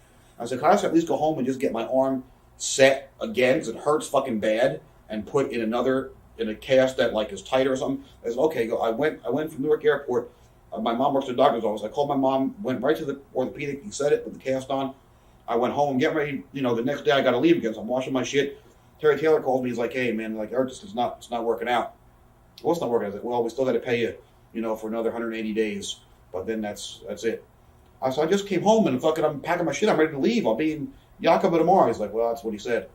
I said, dude, I just cut my fucking cast on work with a broken arm. And he goes, well, he asked if you could work. And you said, yeah. He goes, if you would have said, no, I can't work, you would have been hurt on the job. We had to pay you for another 2 years. But now you showed you could work, so why only pay for another 180 days? That's fucked up. And he couldn't tell me before that, because if he told me that he would be on him, and he has a fucking wife and kids to support, you know what I mean? Right. So yeah, like all the mistakes I made in my life is, as much as I got fucked by other people, there were still fucking my mistakes. It's like I shouldn't have sold fucking Kevin Scott's ribs when I was a kid, and I fucking shouldn't have done stuff to fucking Jim Ross, but Eric Bischoff was a fucking jerk off. Do you think there's a double standard in wrestling in that promoters, specifically in ECW, Paul, expected you to like lay your body out, but at the same time they expected you to stay clean of painkillers and stuff? Yeah, and I would expect to ask my guys to not go out and be fucked up in front of the people or do stuff in public and where it was at the time. Taz was going crazy. We had fucking ECW fucking warm ups, ECW fucking underwear. We wore ECW everything, the whole fucking company. So he didn't want us walking around town and all this ECW stuff, fucking stumbling and bumbling into each other. That I could expect, but to ask us to take the bumps that we did and not take anything, or just ask, like he got on Shane about it too, to ask 2 guys to not do anything when there's a whole locker room that's doing shit right in front of you, and you're doing.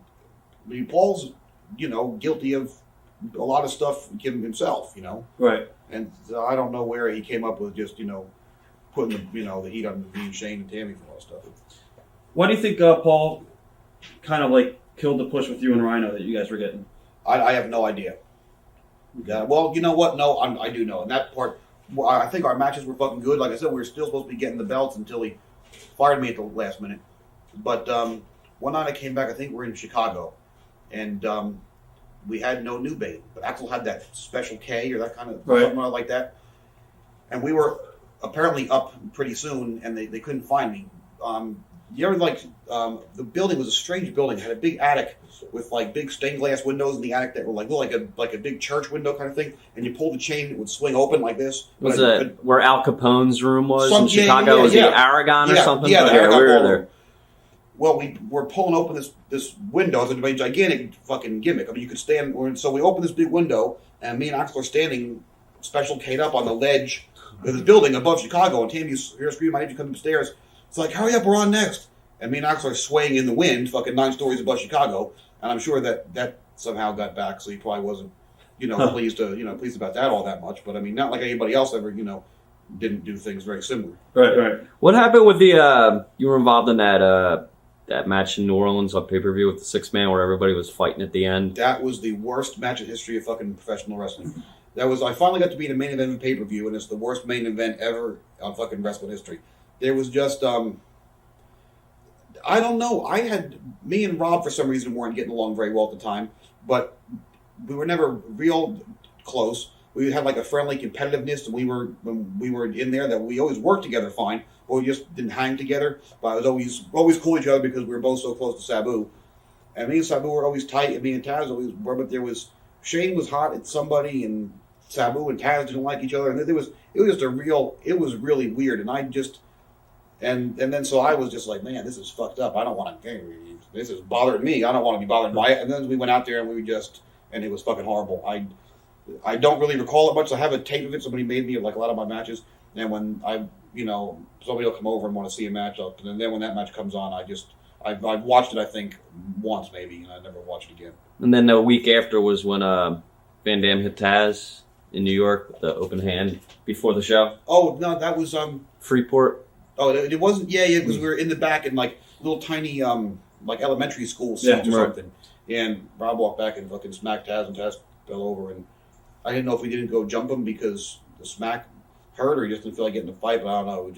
It was a weird situation. There was because it was the company was was growing, and that's when people started making pretty good money then, and we were on pay-per-view, and we were so that's when egos start to come out. Definitely. There was supposed to be a FMW tour with you and Tammy, and I think you guys no-showed. Yeah, and then Sabu went on his own dime, or I don't know what happened. I don't know who took my spot, but truthfully, I don't even really remember why I didn't go. I remember we were arguing with Paul about something, and he said, "Okay, fine, don't go then." We were arguing about the fact Bam Bam didn't go either because we were going for free, and usually, I mean, if it was to happen today, I would still fucking go for free, but all of a sudden, like I said, ego started to grow a little bit, and we found out we weren't getting paid. FMW was paying Paulie, and I mean we were still going to get our ECW weekly salary, right? But we thought we should be paid more. We're going to fucking. So me and Dan were like, "Fuck that!" Like we ain't going. I said, "All right, fuck that. We're not going." We argued with Paulie, so well then don't go. And probably a trade off because I think it wasn't Hayabusa and Hakushi came in, and then that pay per view was like 2 months after that. Something like that. I don't know what the deal was on that. I probably did know, but I just was not coherent enough to fucking remember what. And I was wrong in not going. I still got paid that week, but I was off because the shows were over there and not here. So it was stupid. I was definitely wrong for it, but I really don't remember what the rest of the story was. You also worked New Japan, right? Yeah, a lot. How was that like? That was. I thought that was going to be like Air WCW thing happened. I thought that was going to be like my next, break. Yeah, and something good was going to happen with it. And the first, I worked Liger like the third night of the first tour, and he came back and like after his finish was that palm deal, and so I said, he's like, "What do you want to do for a finish?" And I wanted him to, like I got the powerbomb from the top rope from him and Benoit. I said, "Man, why don't you give me that?" He's like, "No, it was we too old. But how I give you a slap? I said, you're gonna slap me? Not like, who are you to beat me with a slap? But like, beat you with something." I didn't, know apparently because I was not a fan of the strong style shit that the fucking slap was now a cool move. So he goes, "Well, how about the first one? Sell, scream. Then the second one, boom." I was okay. So we hit him with something. Boom! Here comes the first one. Boom! I was like, wow. And then the fucking second one for the finish was just like, whoop, like nothing. And we came back, and and usually the TV cameras are on the guy who wins when he comes through that door. Right. I came through the door of the guy who lost. TV cameras are on me. I'm like, what the? And here comes fucking Langer running with a guardrail. It was a plastic one. Threw a plastic guardrail on me and started fucking fighting me. But with that mask on, you can't see his facial expression. Right. Even though for some reason when he works, he has more expression than everybody else. Even though you can't see his face, just with his body and stuff. But he's beating me up and he's laughing. Oh, that was fun. He goes, now look, I'm kicking your ass. And he's talking and fucking laughing. What the fuck are we doing? The cameras are up. And he's like hugging me and he goes to Tori. He's like, oh, next month you're back. You and Ghetto and Jetto make team, and then we bring Patrick and stuff. I was like, sweet. And it was, it was a pretty cool deal while it lasted. What was your relationship with Pat Tanaka? He was in at that time, right? Yeah, he was. That's how I got there. He booked you? Yeah. Well, me and Patrick were both living down by Atlantic City. It was during the time I broke my arm. I was in the WCW cast, and I was working an indie show for Joe Panzarino. I was working with Big Dick Dudley, and I wasn't supposed to be working because I was still trying to get back to WCW, and I was like, well, maybe if I'm show that I can't work, maybe because I was still being paid, I was still trying to, and out of the blue, Pat Tanaka walks in the back door. I'm like, what is Pat Tanaka doing in Wildwood, New Jersey? He's like, yeah, man, I live in Brigantine now. I'm like, fuck, I live there. And so I go to Joe. I'm like, hey, listen, man, I really can't work. How about if I manage Pat? I could take the choke slam at the ends. He's like, all right, fine. And Pat like, all right, man, you work. He's like, oh, all right, cool. And obviously you come to the show thinking maybe you're going to try and get on it. The guy's been in business 39 years. He has no gear. He's out there in just jeans, no shirt, bare feet. And then we end up, kind of getting together because we live in the same small town. And we went to FMW once together as a team. And New Japan sent Masao and Tori to kind of follow us around because Masao grew up in Patrick's house. Pat's dad hired Tori out of college to be Patrick's amateur wrestling teacher, and he lived in the Duke Kiyabuka fucking compound and taught Pat amateur wrestling because Duke wanted Pat to go to Pat went to the World Games and stuff like that. Mm-hmm. But he wanted to just be in the business, and his dad didn't want to let him. So Pat stole Masao's car and drove to Carolinas to be a referee for Dusty, and then ended up losing Masao's car on the side of the road and started to fire, all kind of stuff. So Duke got Masao in as a referee in New Japan and was there for 100 years ever since. So Tori's following us around. FMW went out for a couple times for dinner and everything. He was like, he's like, I bring you New Japan. He was like, but you, such good worker, but every time, same DNA like Patrick. You always fuck up. I said, man, I'm sorry. I'll behave, I promise. And he brought us over, and they took good care of us. It was fantastic over there, but it just it didn't last long enough. Did you, Hall and Nash, have heat when you went to WCW? Did you guys put it all on the side? No. When I was talking to Kevin Sullivan about going, all of a sudden, out of the blue one day, I have a phone call and Kevin Nash. I'm like, what's up, man? He's like, hey, listen, dude. He's like, no, we had heat before. He's like, it was, childish bullshit. I hope you're not, mad at me. I'm like, well, I got a house I got to pay for. Last thing I want to do is not get a job, so I'm fucking mad at Kevin Nash. He was like, I just want you to know, he's like, I'm not going to try and hold you from coming in. He's like, we need, somebody who can, who could work. So I'd love to have you. And we got there. He was fantastic, and we've been, not super tight, but we're friends. And I hadn't talked to Scott. Last time I saw him was when me and Shane kicked him out of that show in Orlando. When he came to the ECW show, yeah. We kicked him out. I remember that. Yeah. So I get to the Nitro one night, and everybody's coming back from Germany, and Scott missed the plane. He was going to be detained in the airport or some kind of shit. He gets there really, really late. He walks in, and we're in Philly, where the catering room has all those mirrors around it. So me and Tammy sit down. Kevin sits down. He's talking, being cool, and there's an empty seat right here next to me. I look in the mirror. All of a sudden, here comes Scott walking in. He looks at me and looks at Kev, looks at me, and I see him in the mirror laughing. Gets his plate of food. He sits down, just ignores me. He goes, hey, Kev, I ever tell you about the time I went to that ECW show and those fucking dicks kicked me out? I was like, oh, man. And then he just fucking turned to me, and we've just been... And he wasn't there that much because he was going through his problems then, so I didn't see him all that often. But then he came to New Japan when I was there. And it was like my second tour. It was 4 weeks. Scott Norton left it the first two. Scott Hall's coming in the second two. So we get on the bullet train that morning. They put you in the first class car. The place treated you amazing. Well, you have to sit in the, your assigned seat. So I'm sitting in my thing. I'm like, there's nobody sitting next to me. I'm like, my fucking luck. Scott Hall's going to sit next to me. All of a sudden he comes walking down the thing. He looks at his ticket, looks at me. He's like, yeah. And it seems like facing each other. He sits down. He goes, they put the two fuck-ups together. He goes, let me ask you, dude. He's like, why are you such a dick to me in New York? I said, I was a dick to you. I said, you were a dick to me. He goes, I knew it was one of us. That's awesome. When Tammy did the Vixen stuff, were you for or against it, and was she against it? She was kind of tentative about it because it's, it was not an easy thing to do. Right. But I mean, we needed financially, we needed it, and I said, well, just don't do anything that you're not comfortable doing. I said, take the picture is fine. I said, don't go fucking gym and fucking cameras up your crotch. I said, right. I said, no one's me, anybody included, she's not gonna do anything she doesn't want to do. Right. Not just taking pictures in her entire life. No one's gonna ever tell her to do something. I said, just fucking be you. If they tell you to do something you don't want to do, just be you and say, fuck you, I'm not doing it. So I mean, it didn't really bother me at all.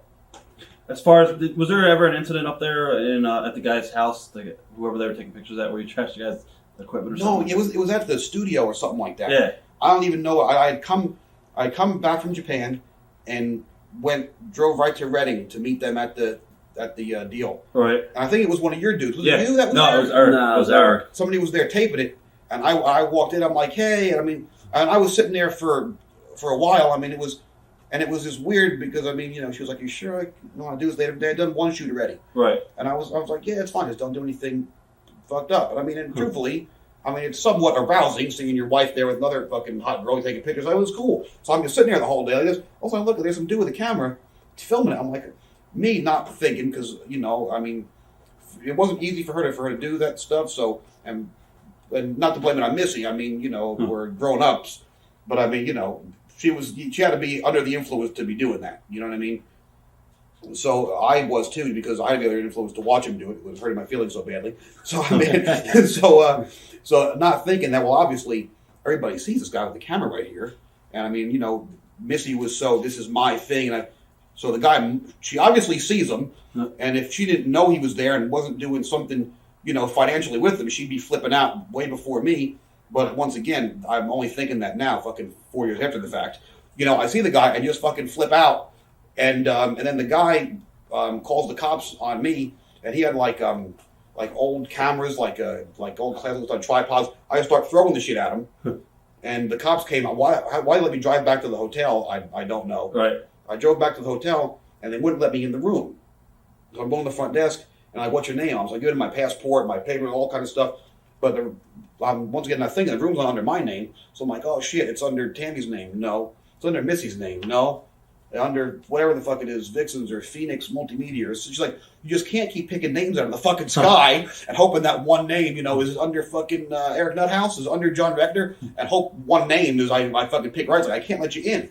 So I go around the back, and that dude Sal and his buddy were in the room next to us. So I look at the window. I'm like, fuck, let me in. I'm banging on the window, and they're just like looking at me like, it's like, motherfucker, I'm banging on it again. When I headbutted my head through the fucking window and screamed at him. And he was yelling at me. He didn't even know who I was. Right. So I come running back around. I kicked the door open and went to sleep. Huh. Now, did you guys ever have to take any other jobs outside of wrestling to make ends meet at all? Or no? No. Okay, cool. Did Tammy think, since she was doing the Vixens, that, wow, I made a mistake by not doing Playboy? Yeah. Yeah. But once again, her being her, she didn't do it because she wasn't asked to do it. She was told to do it. Right. You know what I mean? Mm-hmm. The Playboy thing, It wasn't like, hey, do you want to do this? You can make this. Her thing was like, That might be one thing that she kind of regretted. Oh, hell yeah. Because she's pretty much was the forerunner of all what they're doing now.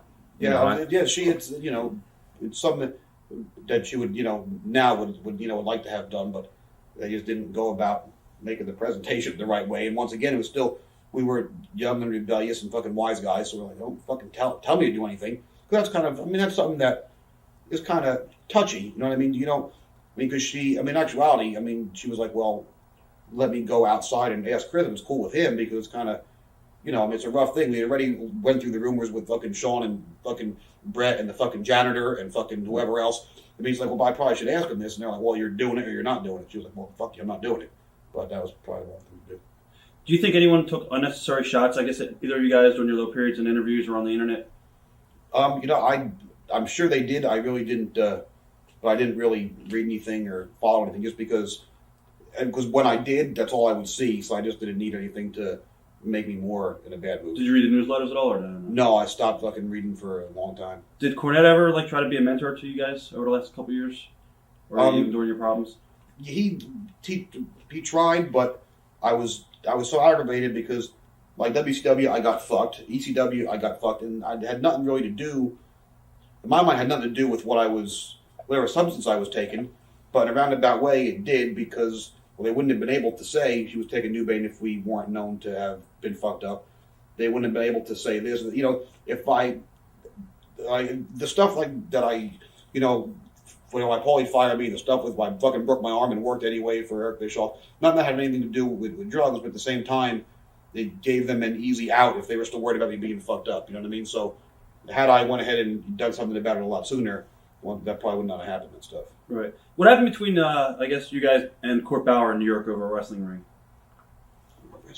Maybe, I don't know if that's... Oh, yeah. Court Bauer called me, and so I'm doing this show in Manhattan Center.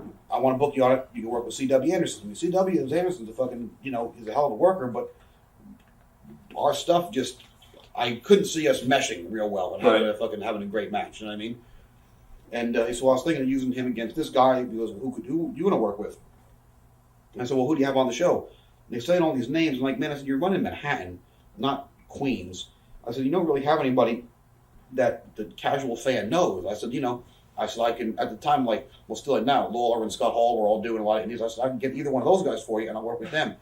He's like, no, I don't really want that kind of show. I want more of a hard-hitting show. In other words, I don't want anybody on that's going to draw people. I just want to run a show and spend my own fucking money to draw the 100 smart marks that are going to come irregardless, And he said, I want Terry Funk. I said, I'll get Terry Funk for you. So I called Terry and I said, man, he was like, God damn, I told that guy I don't want to fucking work on him. I said, oh man, I was, hoping maybe you kind of work with me. He's like, oh Christ, God damn it. How can I fucking say no now, you son of a bitch? So I went ahead and, had the match and all. And Court was telling me about his, money woes or whatever. And he couldn't find a ring. And me and Bam Bam had a ring. We bought the old ECW ring off Frank Goodman that was still stored up at the Elks Lodge. And we were going to open a school. But at the time, the ring was just, sitting in the building we were going to use. So I said, cool. I said, I'll give you, our ring for only, he was getting like a ridiculous. People knew the guy had money, so they were trying to take him for a ride. Oh, yeah. So I didn't want to fuck him. I said, give me like $500 and I'll fucking bring the ring and my brother and he'll fucking put it up. Well, we needed the ring cut down to fit in the building, and me and Babe were putting the school in. So I get there, and 2 ring posts are fucking like 4 feet shorter. I couldn't fucking use it, and it was the morning of the show. So like, oh shit! So I'm calling all over the place. I found those 2 Mest brother guys, and they happen to have their ring still in the truck. I said, well, come fucking, put it up. I said, we'll get you. They'll loan me $500. So they get there. They couldn't fucking put the ring up in the elevator. Had to walk it upstairs. The 2 fat dudes in there not doing shit. Tammy, my little brother, and his 2 friends are put the whole fucking ring together. And then at the end of the night, they're like, well, how do we get paid? I said, well, here. I just wrote them a check from me. And fucking when I got paid by Court, I was like, well, you told me it's this much for me and Tammy, but I only paid me for me. And she worked fucking Terry Funk, DDT'd her, bit her on the ass, fucking got juice all over. And she was happy to work with Terry Funk, but it's our fucking living. Don't fuck us. I said, what about the ring? He's like, well, we didn't get your ring. I said, but I still got you a fucking ring. So my check I get to the Mess Brothers bounced, so I never got fucking paid. And for some reason, Court Bauer was hot at me that I bounced a check on somebody else. I don't know if they chased him down for the money or what, but deserved to get paid by somebody, and mine would have cleared had he paid me for it like he was. I just figured he wouldn't know whose ring was whose. I just know that I took on the responsibility to get the ring there and get it set up. I went through a bunch of shit, finding one at the last minute, found it, got it up, paid the guys. When he gives me my money, it'll clear their check, but it didn't work out that way. Were you down at the Florida shows at MLW? What happened? Yeah, I was calling him to try and get booked again for him. When I was in Puerto Rico, Sabu tried to kind of make amends between the 2 of us, and he said, well, I can't use you right now. So when we were in Florida, I'm calling the guy, would have called him back. I said, no, this fucking guy's a jerk off. I said, let's go by the show, because Hack Myers was the thing working on it anyway, and we're staying with him. We went down there, and he just kayfabed me the whole night, wouldn't come here. So if I was watch the show, we'll go hang out with everybody. And that's the night in my lobby incident. Yeah, do you want to talk about that at all? Yeah, I don't know what happened, but I'll tell you what I know. Okay. We were in the room with Fonzie, this dude John, we just call John Alfonso, I don't know his last name. Right, from Boston? Yeah, from Boston. who just hangs out with them all the time. I don't know what he really does, but he hangs out with Fonzie. Sabu, Raven, and a couple other guys. And next thing I know, I woke up at Hackmeyer's house in Daytona Beach. They told me apparently somehow I came off the fucking elevator, had a bloody nose, no pants on, and then passed out. And Raven told me the other day that him and Sabu rolled me in a carpet, put me on a fucking luggage cart, and brought me out to the car. And when I woke up, and I'm looking around, going, oh my God, my head's killing me. And I'm going, where the hell am I? I'm in my bedroom at Hack's house. I look and there's a big pink paper on the bed. The thing like indecent exposure, all kind of stuff, like in, whatever it was, Fort Lauderdale or something like that, or whatever it was, police. Going, oh my God, I look next to me, no Tammy. I'm going, oh my God, I didn't look at my name's on the fucking top of it. I'm going, oh shit, she's in trouble. She's fucking naked at Fort Lauderdale. What the hell? She's not here. I go running outside. Hack's parents were on their way to Mississippi and stopped by to see him.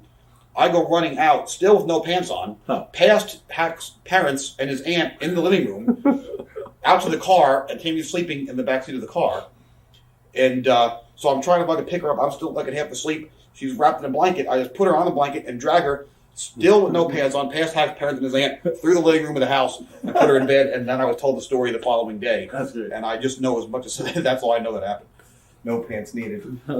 At what point, I guess, did both of you guys say, all right, you guys got to kick the drugs for good? And even, I'm going to ask you to point out, I mean, did you guys kick the habit, and are you still fighting your demons? Or? Well, I'll get to that. I'll answer it in chronological order. Okay.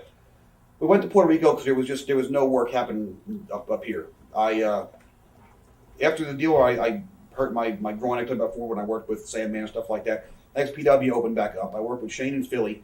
I said, man, I just got this deal on my groin fixed. I said, when you give me the Pittsburgh plunger, I said, hold me tight, because every time I bump, I feel like it's going to tear again. So Shane, being a good friend, held me really tight, but he held me so tight, my knee was like past my head, and I just felt it tear. I'm like, oh, fuck, I'm just wanting, he's supposed to do it again. I was supposed to kick out, and does it again, then he beats me. I just stayed down, but the referee only counted 20. Picked me up, he did it to me again, and I was fucked, and it hurts. I mean, you don't realize how much like your hips and stuff you use when you train and stuff. So I couldn't work out good. I got fat. I looked like shit. Then Sabu called from Puerto Rico and said, hey, they need somebody down here. I went down. It was supposed to be for 14 days. Ended up being like 6 months. And it was cool when I went, just because instead of fighting to get booked and then fighting to get your money, you were just fighting to get your money, because at least you were working 4 days a week. And I don't know if artistically is the right word, but at least you were getting to do promos and doing an angle, and you were working, not just like hit and miss some fucking idiot that you don't know who he is, worried about getting hurt. I mean, I was working with Eddie Colon all the time, and he's like a young Ricky Morton. He can fucking go. And Ricky Santana is still pretty good. We did a lot of good stuff. I was working with decent guys and getting to do promos and stuff, so I was happy doing that. But then the territory was so bad that once we actually moved there, we weren't the guys from outside whose money was $500 a week. All of a sudden, the money just stopped.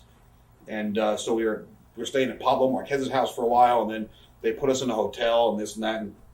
And then we ended up staying for a couple of days at this hotel that was the same place that Eddie was living when he died. The Dahlia? Yeah. And they would sell, someone was there at the pharmacy for like 25 cents. So when you would go to the office every Monday, you take the bus there for a quarter, you'd sit at the office all day to wait to not get paid, and then you'd go to the shows and fucking, get fucking $10, $20, whatever you could fucking, whatever you can get. And the funny Tammy was like, we can't keep fucking doing this. We're almost going to have to fucking sleep on the beach, because Carlos would finally make a deal with the hotel, and he'd fuck him on the deal, so move us to a different hotel and stuff. He just had no money to give us. I mean, he got his car repossessed when we were there. The business was just really bad. So we ended up staying, Fidel Sierra had left the Dahlia, but he had his room for a couple more days. So we went ahead and took the room, and we got $40 or something from the office, which was like getting a fucking $1 million. And I just went right to the pharmacy and got a bunch of somas. Like, I don't want to fucking be awake and miserable. Let's just fucking sleep until we got to go to the show tomorrow, Right. And something just kind of kicked, like, fuck, Eddie died, like, down the hallway, we're like, let's get the hell out of here. It's obviously going nowhere, you're not going to make a living here. We're either going to fucking die or just be, like poor Pablo, who can go, but is stuck on an island, and just nothing happens, nothing that goes on there is ever heard about, you know what I mean? So you're screwed, you're stuck there, so let's get the hell out of here. And Hack was working for IWA, but he would come and hang at the hotel with us because he didn't like the dudes he was living with and stuff. So let's go back home. He's like, well, come to Daytona. He left a week before us, so we stayed there with him for a bit. They were like, man, we got to clean up, because I'm obviously not going to get another job. I mean, if I had to, I don't know what I would do, but I just don't want to. This is my whole life, and I I'm still young enough where I can recoup and get myself back in shape and still work and know what I'm doing. But I gotta fucking fix myself, and it wasn't happening down in Hack's house either. We were just all a bad influence on each other. So we just we came home last January 15th to work in Boston, and we just took all our shit and moved back home. And that was the last day that I ever fucking took anything, was January 15th of last year for Mike Sparta. That's good. And Mike was always a guy. Mike has come down a bit himself, but he's a guy who once tried to pay me, Sabu, and Sandman in heroin. He had no money. We're at a National Guard Army. We're all getting dressed behind the tanks. He's like, guys, come here. You guys like them fucking Zomas, right? I'm like, yeah, we love Zomas, Mike. He's like, listen. He's like, fucking money. Meaning, I ain't got none. He's like, well, so what do you say? You're going to pay me in fucking Zomas? Like, I'd rather have my money and then pay my bills. I definitely will buy some, but I got to do that's, I need to live indoors, and then I can go buy fucking Zomas. Right. I don't want to be paid in them. I can't go to the fucking you pay your phone bill at the fucking store, walk in here, give these to the fucking to AT&T, So he's like, no. He's like, I got something better. I got the H. The H. Fucking Sammy goes, he wants to pay us in heroin, huh? I'm like, dude. I can't get paid in fucking heroin. Right. I'm like, so we went ahead and it was a Triple H match, we called it, or a heroin on the pole match. But we ended up getting a couple dollars on him. But Mike has since calmed down himself. But so when I went up there, Tom was there because he's Dr. Tom allowed to do clinics and stuff.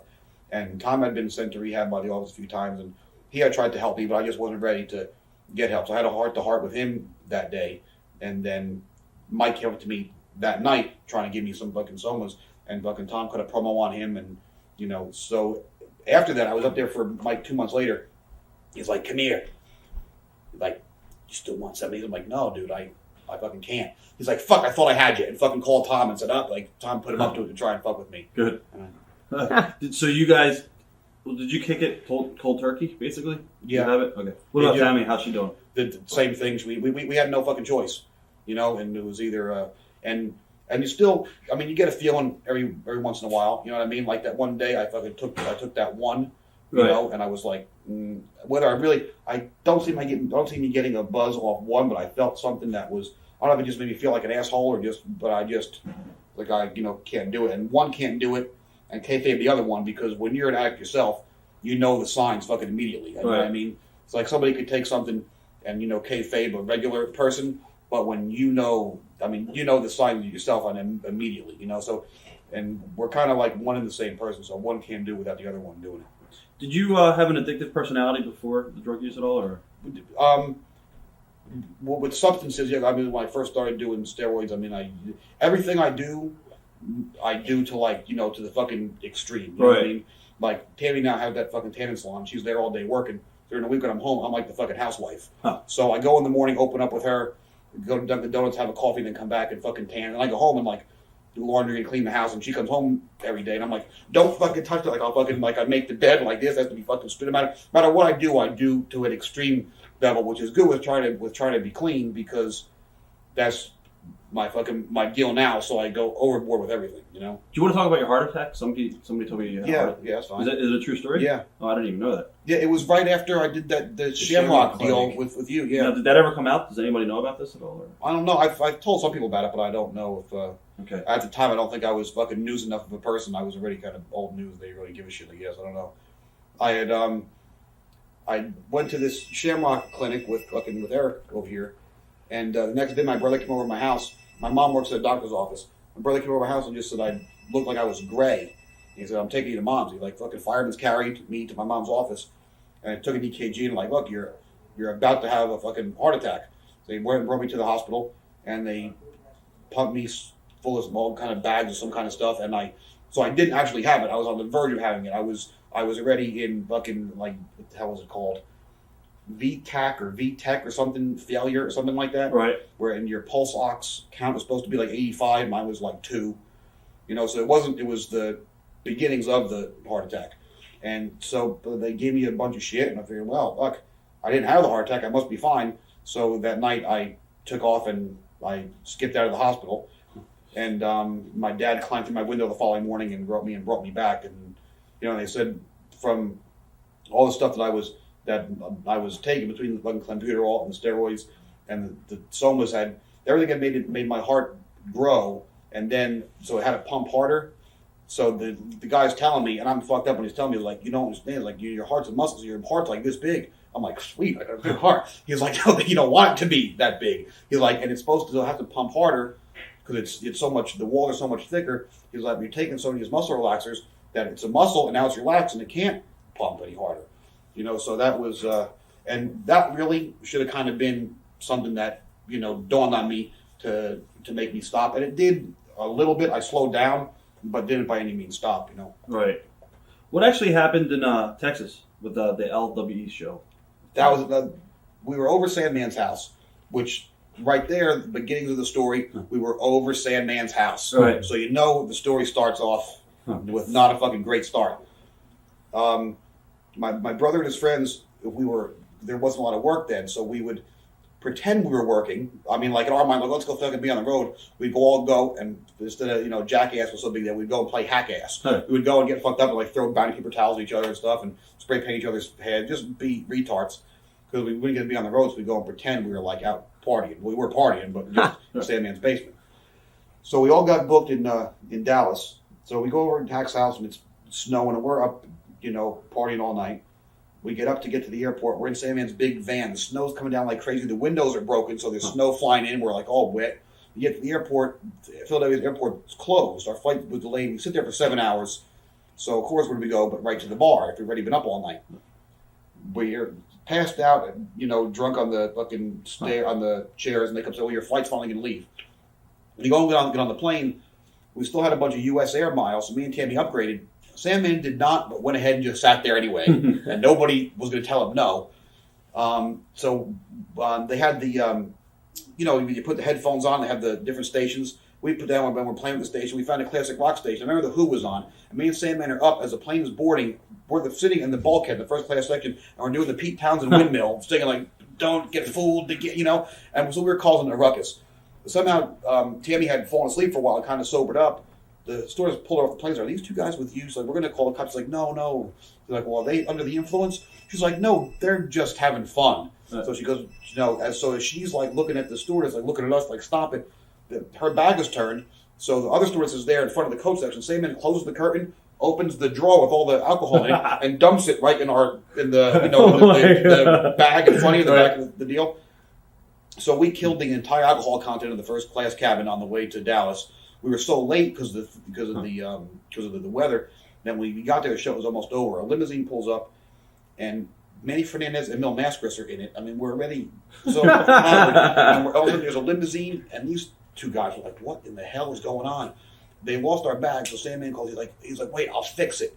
They lost our bags, so we need a 30-pack. Like, oh, that'll fix it. I remember the limo pulling up like on a dirt floor. And they played my music. Me and Tammy out of the back of the car. Play Sandman's music out of the back of the car. We went ahead and had some semblance of the match that I don't know. Only thing I remember is Tammy had to come in and take the stick when he went to hit me and go to save me and then nail me.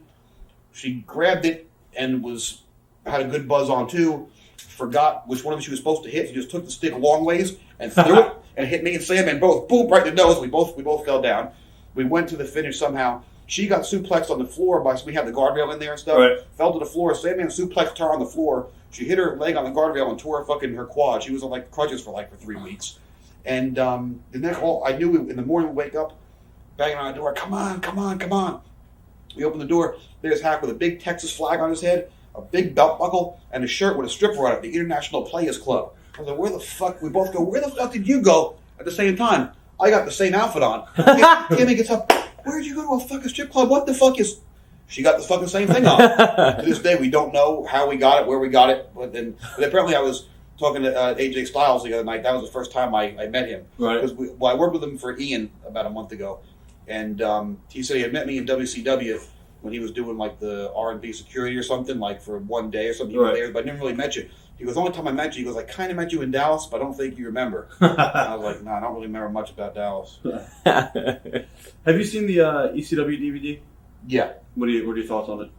I didn't see the whole thing yet. For some reason, my I don't know. I'm not a big fan of the damn DVDs. I know you guys do that stuff, but it gets scratched or something, or maybe my DVD player is just cheap. But like I got more than halfway through, and it's like correcting disc error or something, and you know, some kind of shit.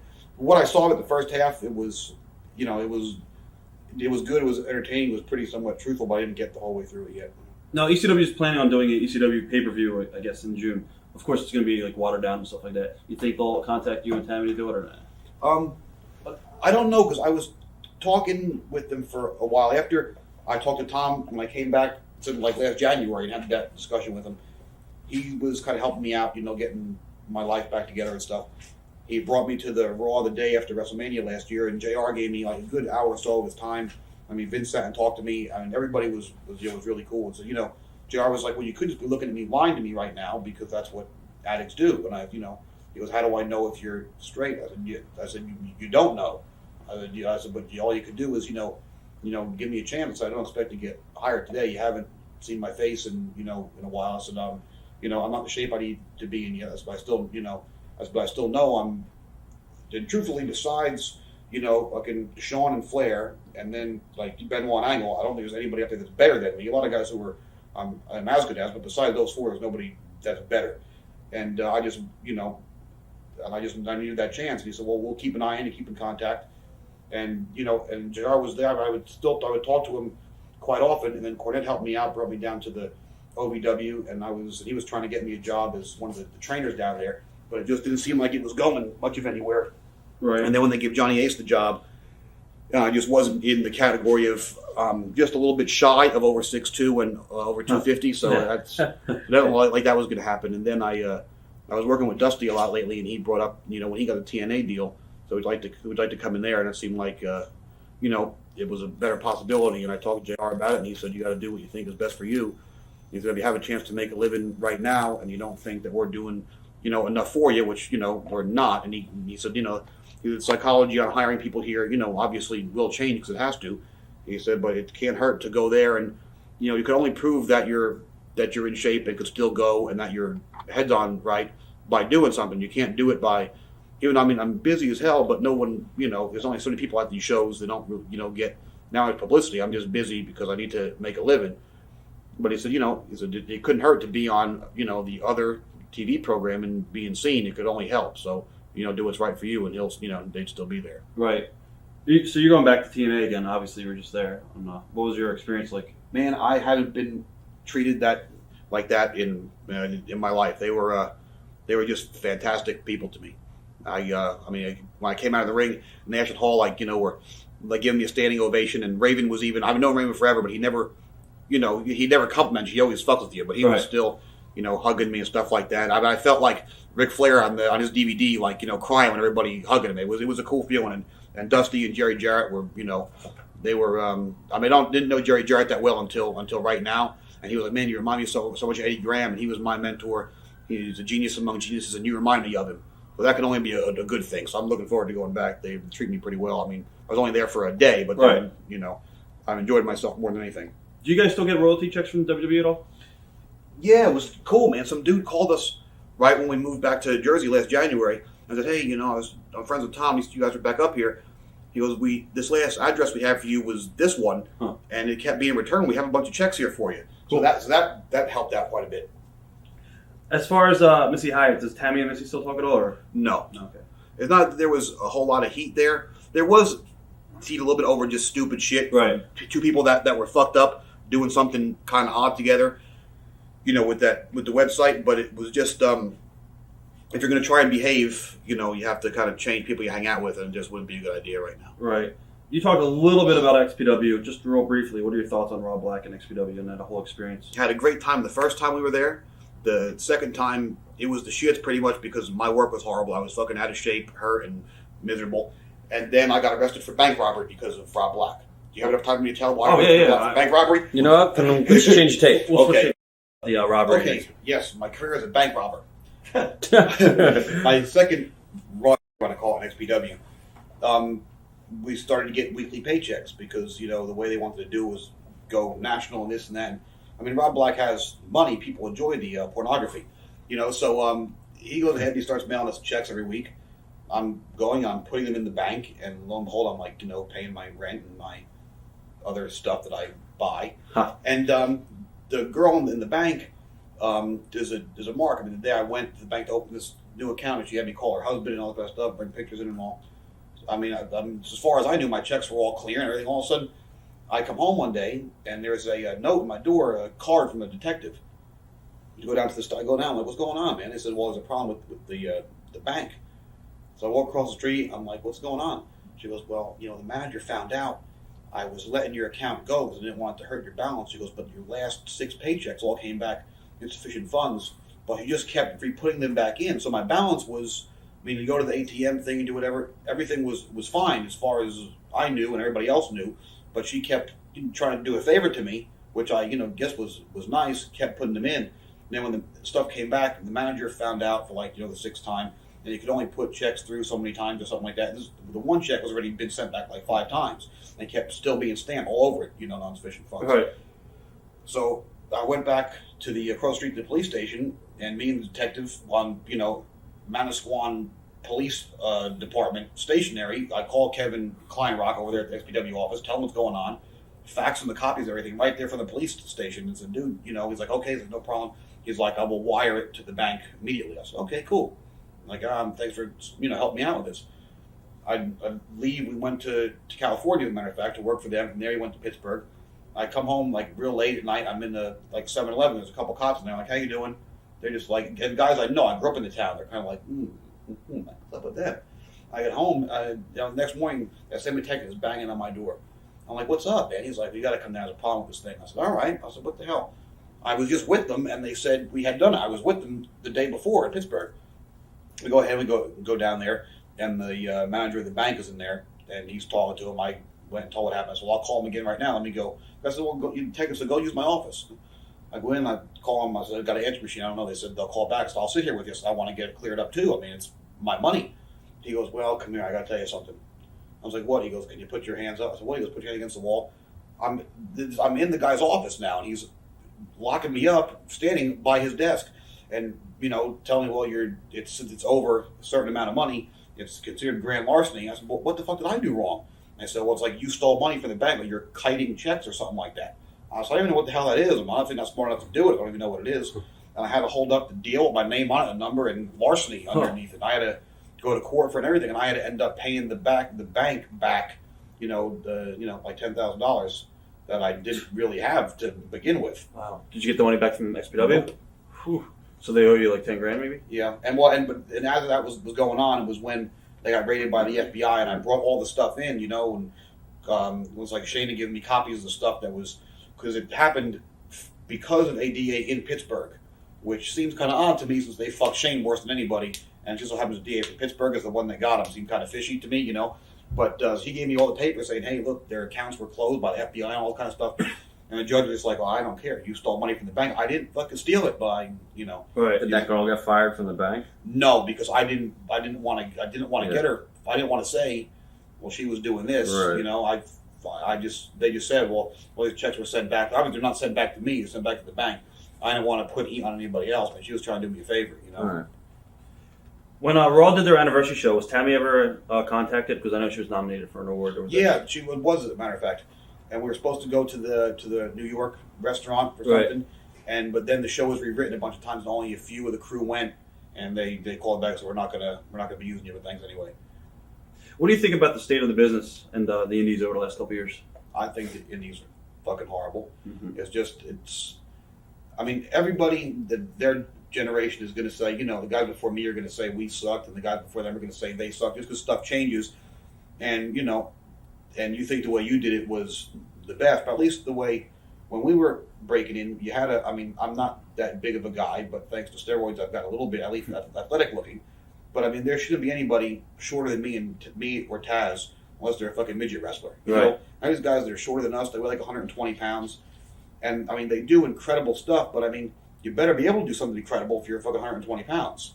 And they don't work out, they don't have wrestling gear, they just look like, how could you sell a ticket when you're sitting there watching the show and the guy walking past you looks like the fucking kid that works at your McDonald's? You know what I mean? We were just talking about this the other day. And all those guys, granted, I like in Puerto Rico, I worked for almost nothing. So we're all guilty of, as much as we say, we do it for a living, but we do it because we love it first. But there's a bunch of guys out there now that just, they pay to get on shows. And like somebody will guys like, well, I'll fucking do this match for fucking $75. Well, I'll do it for $25 and light my ass on fire. And I'll do it for this, but and it just, so it undercuts all of us that still have to make a living doing it. It's not a hobby. It's, it's our life. And there's these guys who are killing it for the rest of us. Do you think that wrestling psychology has been lost on the newer talent coming up in the indies? Yeah, you don't see, there's two, you either see none of it, because they're doing just, incredibly athletic, high-flying stuff that you don't even have time to pop for it, because by the time you go, wow, they're already 3 fucking moves ahead. It's like me and AJ Styles worked the other day, and he does fantastic shit. And he came up with one spot, and I said, dude, it's my first match, here. I said, I can't do all that stuff my first match, because I ain't got shit. If I do all that, I ain't got nothing left to do. I said, you got more shit. I said, I only got a couple fucking things I can do. And so I can't do all that stuff. I said, plus it's a TV match. I said, let's hold back a little something. And he kind of thought I was wrong, but he was real respectful to me and kind of listened anyway, which was, I really appreciated. And after he came back, he was like, man, I never had a match that was, we didn't do that much, but the reaction was so much better. The timing was so better. Because watching your match is like, it's like sitting down with fucking like champagne and fucking lobster tails and fucking filet mignon. Like, oh man, this is AJ Styles. Then you just fucking take it, you just go and shove it in your face. Might as well be eating fucking sloppy joes because you're not taking time to realize how good each bite tastes. It's just, if we slow it down and just and savor it, it's better. And then there's the other half where the guys, they want to have a mentality where you really got to sell everything and do this, and there's no entertainment value to it. They have no personality. They're just fucking dry, fucking deadpan, fucking wrestlers and fucking. This fucking hold and that hold and fucking like this. We're entertainment too. We're not. Spice it up. Yeah, go watch fucking UFC if you want that bullshit. What do you think of AJ as a worker? I think he's fantastic. He's awesome. What are some of the best matches you've had on the indies in the last couple of years and some of the worst? We don't need to talk about the worst, but well, Mike Cruel match was pretty good. Mike Cruel with the USA Pro, that was, I was most happy about that. I've been with anything in a long time. Me and AJ had one for Ian that there was only like 40 people in the building, but that was a pretty good match. I had a couple. I was supposed to work with Punk next week or something like that. I was supposed to do an hour, but Ian surprisingly canceled the show. I don't know. I've been having what was the kid's name? Skinny dude paints his nails and stuff. Jimmy Jacobs. Oh, okay, yeah, Jimmy Jacobs. I worked with him for I worked with that. We had a fucking. I've seen him a lot of times. I never really watched him. We had a fucking real good match that me and Matt Seidel just did something that was pretty cool. Right. And they've kind of been making me step up. Like I've been trying to slow them down and help them out at the same time. They're making me step it up because I gotta go to keep up with their stuff. So I've been doing the best work of my career now. Because now I was straight before, but I was too young to know what was right to do then. So I think now that I'm totally clear-headed and had so much experience and know what's right and wrong in the ring that now I think my work is the best that it's been. Didn't you do a match with Dusty and Ian and tag match? Yeah, that was a blast. Me and Dusty worked up here in Jersey a singles match, and we did a hell of a finish. Tammy just came to the show because it was like in a town next to us and wanted to go and sell gimmicks and go see Dusty. And so I sent somebody out to the table together. She comes walking in. She's like, I guess I'm in the finish, huh? And Dusty's sitting there brushing his teeth. He's like, guess what we're doing, baby? She's like, oh, I got to kiss Dusty Rhodes. He's like, why you say it like that? So we did a deal. I bumped him into the fucking referee. I called her out. She took the referee shirt off, put the referee shirt on. And I hit him with a gimmick. 1-2, he kicked out. So I'm hot at her. Fucking count faster, dumbass. I'm going to hold him. Couldn't you at least fucking slap him, you dumb bitch? But I hold him, slap, of course, fucking... he ducks, he slaps me, he grabs her, gives her the fucking kiss. I come charging, gives me the elbow, and drops the elbow on me. She starts selling the kiss like, ew. Then I'm like, God damn, that Dusty Rhodes is kind of hot. Jumps down, fucking counts to 1, 2, 3. Raises in, and I spin her around, yell at her. She kicks me, gives me the fucking stunner. Dusty's like, holy shit. Then she grabs Dusty, kisses him, and then my brother and one of my other henchmen come in, and Dusty and Tammy together give the fucking flip-flop fly, grab the crotch and everything and stuff like that. And then we did the deal for Ian. And then we did another one me and my partner out there for Ian, Steve Stone, we worked against Ian and Terry Funk a couple weeks ago. You had, just to step back two paces, you had said, you wanted guys that want to see all that action to look at the UFC. I had a chance to speak to Dan Severn a couple days ago, and he had actually mentioned that the highlight in his career was becoming the NWA champion. At Peel's Palace Bar and Grill, yes. Yeah, and you actually put him over for that title, and it seemed right after he had gotten put over for that title, he had showed up at the UFC for his debut wearing the title that you had. He barely beat me and then won the UFC, so evidently I'm a hell of a fucking shoot fighter, so don't watch it. No, well, how does that make you? How does that make you feel about the NWA title when a lot of people say, "Oh, he was just Dennis Carluzzo's champion"? No, he, in a way, it tried to give it some credibility, but at the same time, people to me that watch pro wrestling and people that watch UFC, I don't know why Meltzer covers so much MMA stuff in the Observer, because to me it's two different worlds. Exactly. One's fake fighting and one's real fighting. One's entertaining and one, to me, is just fucking. You go to a bar and see two guys fight. To me, I mean, I know people dig it, but I'm just. It's just. I don't watch anything besides pro wrestling. So I mean, Dustin made me watch the Oklahoma USC game the other night, and I only thought it was funny because it was Jim Ross's birthday and he was probably going crazy. Oklahoma was losing so badly on his birthday. I mean, that was the only thing that I could just attribute everything into making a pro wrestling story. I can't watch anything else for what it is. Do you think that you and Tammy could be a huge draw in the business today?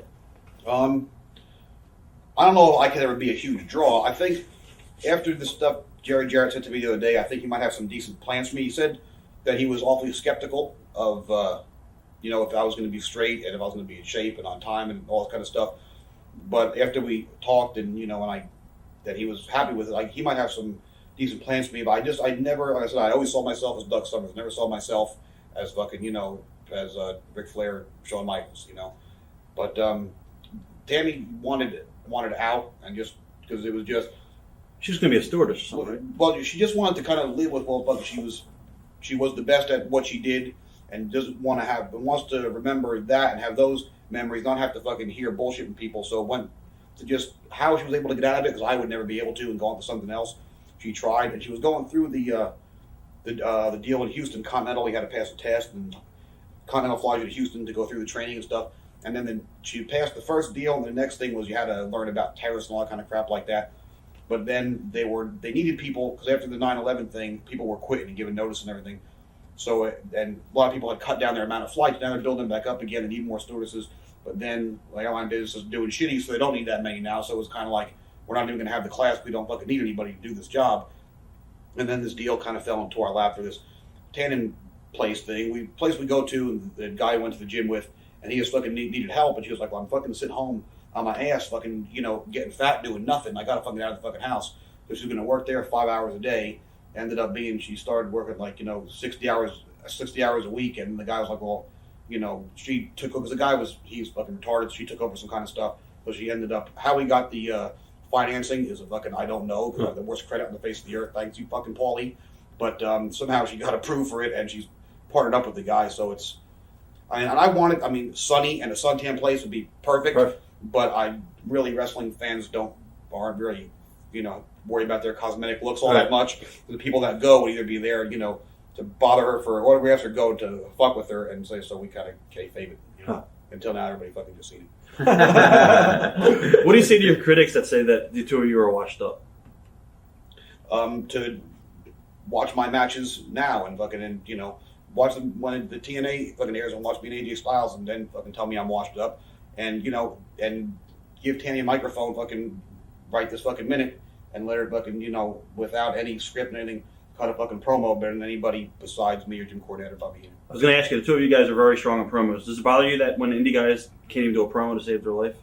Yeah, and what bothers me about it is there was some guys down at Ian's a couple weeks ago was having to do a promo. He was sitting there walking around and writing shit down and fucking thinking. I said, dude, just don't think. What's your character? What would you talk about? He was like, well, I don't know. I said, well, you have to know. You made the, you didn't. No one gave you this gimmick. You want to be whatever fucking Joey, the fucking newspaper delivery guy, whatever your gimmick is. So just go. I said, just what naturally would come to you, and stop thinking so much. That's why. That's what's wrong with some of the WWF show now. The guys, you can just tell the promos are so forced, and stuff. I mean, like I said before, you'd go out there live. Like me and Tom didn't get to talk that often, but when we did the split with Tammy, we got to do the live tape Superstars 2 weeks in a row, do the commentary, and they didn't tell you a damn thing. You went out live tape and sat next to Vince and just finished their lines and went and fucking rolled, because you don't know what you're going to say until somebody else says something, and you work off of that. If you're working off a fucking script, it just sounds like shit. Do you think the business is going to turn around at all? I think it's always gone up and down, right? I mean, there's been times when it sucked. When we were up in WWF, it was supposedly the worst financial state they were ever in, which I mean, I wasn't on top then, so it wasn't my fault. But it was, and then now, I mean, I guess they have more stuff they're involved with besides just the wrestling. But the houses are worse now than they were when we were there, and it came up after we were, after our run, and it's like that. It keeps going in cycles. It's just you lose fans and people, and there's only a few of us, like us 4 idiots sitting in this fucking room, that will watch this no matter what goes on because we love it so much.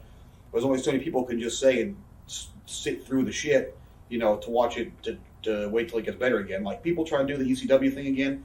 Like, the DVD, did way better than anybody thought it would, but I don't think.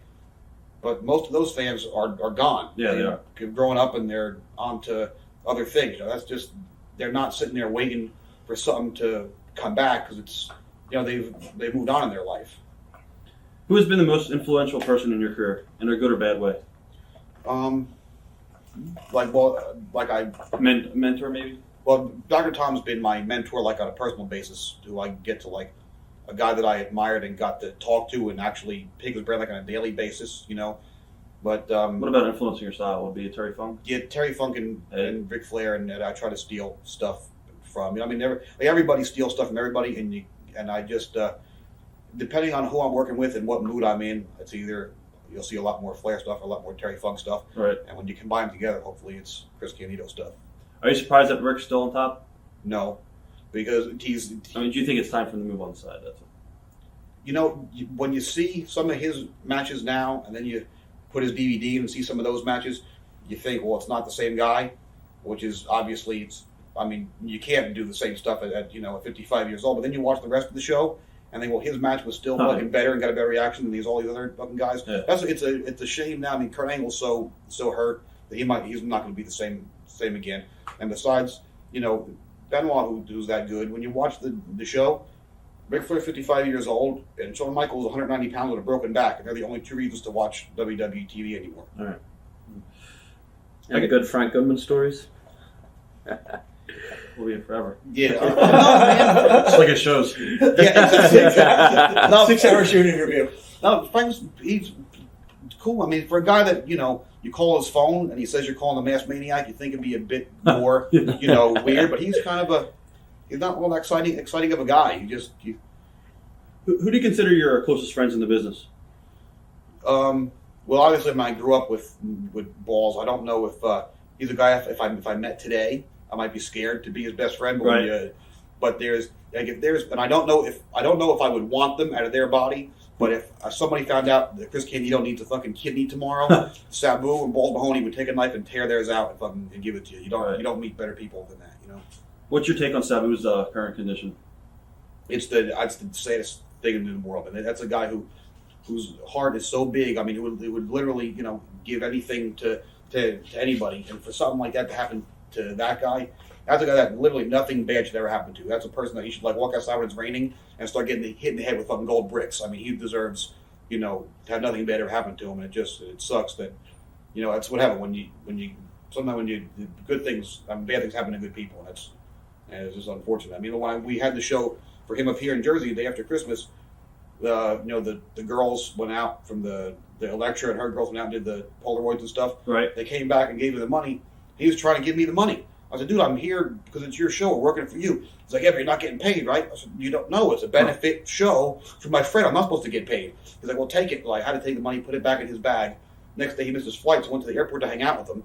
I get out of he gets out of the car, I fucking help him carry his bag, give him a hug, he walks in. And one of the few guys, like, you say I love you to another guy, and you still, but right. I mean, he's that good of a guy. And I get in the car, and there's this thank you card that said, with the Sabu on it, thank you, and you're stuck on $150, he's stuck in my glove compartment. The guy just did, he's, and I was talking to my brother, I'm like, what do? I mail it back to him?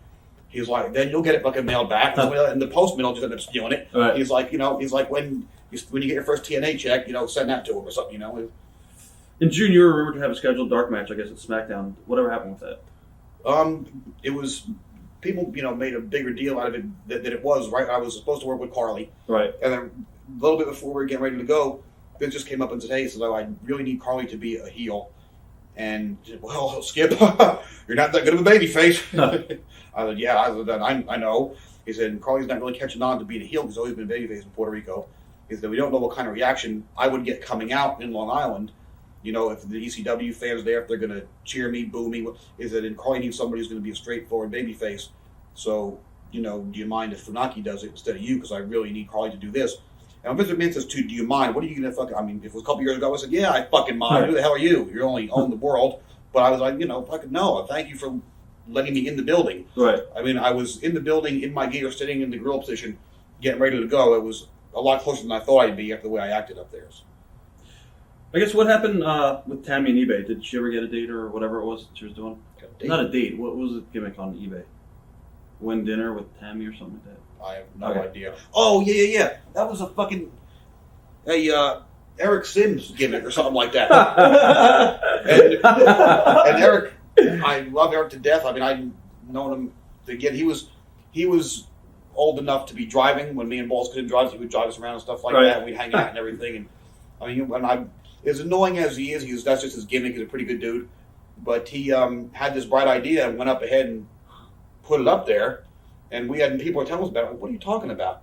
And then I'm talking to him. I'm like, yeah, this fucking guy was talking. He's like, oh, yeah, I probably put that up there. I'm like, do you want to ask me something about that first, And again, it was that thing where it might not have been that bad of an idea, but I can go to fucking, not like Missy's fucking sexlottery.com, right. But go to fucking dinner or something and get a payoff for it. It's fine. But once again, like in Timmy's mind, well, don't do something without asking me. So even if a guy was standing there with $1 million ready to hand it to her just to go to fucking McDonald's, right. She would say, "You didn't ask me, so get the fuck out of here." I remember it was one of the indie shows in Jersey. You came up the Sims table and just turns it over. It choked him. Pete yeah. Fair show, the IHPW show. Yeah, he choked him in the locker or something. Apparently, he had got me booked the day before for Ricky O and got me booked for that guy. Ricky O gave me my envelope, and it was short. I was like, "What?" He goes, "Well, I gave your envelope to Eric first." Apparently, he took out a booking fee, and he was already gone. I couldn't find him. The next day, I got to the other show. I got my envelope with the same thing. I said, "Did you get my envelope to Eric Sims first?" And the guy's like, "Yes." I went just out and I didn't turn over Eric's table.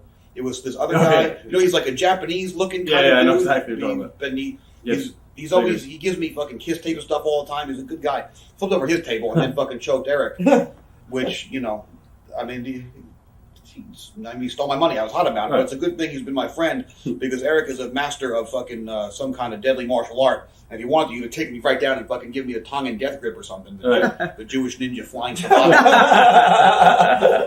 What happened recently at an indie show? It was actually a couple months, maybe a year ago, with Tammy and Loki. Oh yeah, I don't know if it was Mikey's show or Jack Sabbath. Goodman's show. We had Black Sabbath. Where the fuck? It was in Deer Park or something like that.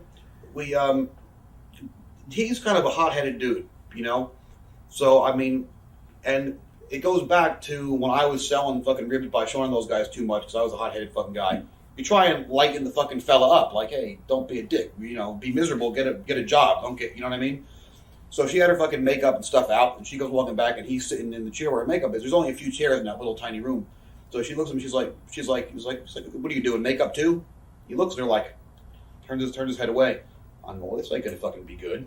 So she's like, "What the fuck?" She's like, "What's your problem?" He's like, "Who the fuck are you talking to?" I'm talking to you. She's like, "I'm trying to fucking joke with you." She's like, "Don't fucking talk to me like that." So she cut the fucking promo back, and he goes, and fucking, he's like, "Take the fucking chair," and folds it and throws it at your feet. She goes, "Well, if you want to fucking take the goddamn thing so bad," fucking kicks it to him. He picks it up and fucking throws it at her. So fucking, I went and fucking grabbed him, like, so he was like this, and then whatever his buddies are, fucking, they come, and then Bam Bam and Big Jerry and Balls coming. It was like a big fucking Mexican fucking lucha libre fucking standoff, and that he was fucking flipping out, and Tammy's like, "I'm just trying to fuck with the dude because he's always so fucking tense, It's like, calm down. But then after you yell at her, well, she like, it's her, she's gonna fucking fight back, and she's fucking hot about it. But then we seen him previous to me getting naked in the lobby at the MLW show, and we were passing the hallway, and she just walked up to him, and she was just walking and saying hello to everybody, and she was like, "Hey, how you doing?" He just kind of looked at her.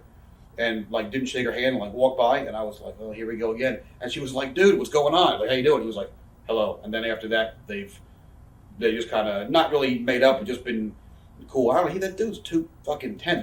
This is not the business to be fucking serious in. Is there anything to you want to say to your fans you never had a chance to say to them? I'm so sure that I'll think of it at home tonight, but I don't know. There's nothing. I pretty much. I don't know. I've answered everything I think anybody would want to know, and a lot of stuff they probably really don't really even care about. But I don't know. People are still going to probably be skeptical. Like Jerry Jarrett was skeptical until he saw me do what I did. And so I mean, if you don't, you can either believe me or not believe me. Like Jim Ross said, you could be lying right to my face. I mean, I could be lying right now. I just know that I'm not. There's no way that anybody's gonna ever know unless they give me the chance. So just watch my stuff. I think I was always good, so I don't know how I'm going to prove to anybody that I'm clean. The only person I really got to prove it to is me and Tammy, and well, now Jerry Jarrett. So the three people that matter, all three of us are convinced that we know that we're behaving. And I don't know, the people that didn't dig us, we gave them something to yell about and stuff. So we were, there was never an unentertaining moment with us. You know what I mean? Whether it was good or bad, we entertained the hell out of you. Definitely. Sometimes we were asleep, didn't know we were doing it. But, no, I don't know. I just love this business so much, and the only thing that bothers me is Tammy loves it as much as I do, and when there's somebody that you're in love with that much, but when you're together constantly, and you're kind of like, you're such a fucking annoying jerk off. You say that in your mind about each other, and then like out of the blue, something will fucking come up. Like we were arguing one day in Puerto Rico, and we're walking back from the fucking grocery store, and there was something like the address of the house was like fucking 333. And I just looked at it. We hadn't told you that for like 5 minutes walking home all mad. And I said, that's 333. And she went, yeah, great. Blackjack Mulligan, 333 pounds, El Paso, Texas. Is that what you wanted me to fucking say? Just like, your head is always there. I mean, we just, and then it's like, well, that's why I know I love you, because Blackjack Mulligan's from El Paso, Texas, and weighs 333 pounds. Why else would I fucking like you so much? I mean, it's just, and it bothers me that people fucking dog her when she's fucking loves this and busted her ass fucking for it. I mean, and they got her, but no one asked about that deal. I did an interview with some guy, Larry Goodman or somebody, printed all kind of stuff, and people asked about, her getting out of shape. I didn't want to ask you. When me and Patrick went to FMW, I was trying to call home, and nobody's answering the phone. Finally, her sister picks up the phone and starts screaming. She's in the hospital. I gotta get home. They finally found my hotel, so to get home now because she was dying. Her pancreas had shut down from alcohol poisoning.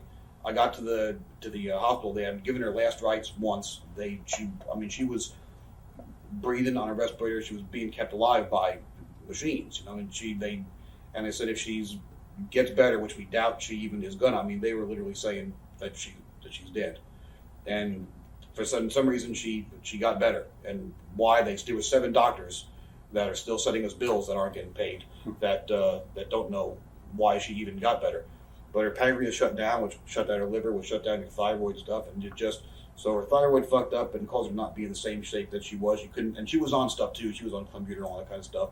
And then she just got despondent about that fact. And then she was doing the Dixon's thing, but couldn't stay in the same shape, so that kind of depressed her. Then she was just like, well, fuck it, and then didn't care anyways, and just got fucking miserable. But now with the TNA thing happened, which Dusty told me about a little while back, she kind of was like, well, goddamn, she's like, now I wanted to get out of it, but now you're going back. She's like, damn, like I gotta go. So in the last 32 days, she's dropped fucking, as of yesterday, 27 pounds. Wow. She still has like another 10 to go till she's back where she wants to be. But whether it's for herself because she wants to work more often or what, she's just like, I just feel that nobody fucking recognized for the shit that she did and just knocks her for stuff that I don't think. If you want to say, hey, you were the hottest girl in the world and now you gained too much weight, but at the same point, respect her for the shit that she did. They could still do on the fucking mic and fucking in the ringside where she used to be, and that's the thing that pisses me off. She gets pissed when people say stuff about me, and I get pissed when people say stuff about her. That's just the way the way stuff goes. But she's healthy now and getting back in shape and is letting me tan for free at her store, so that's good. But I don't know what else there is to say besides whether you like us or not, we never had a dull moment. Without a doubt. Thanks for being here today, and hopefully we'll do another one. Thank you, guys. I don't know what the fuck else I'm going to say. Sick. Another year. Thanks, man. Thank you. Watch thousands of exclusive shoot interviews right now on TitleMatchNetwork.com.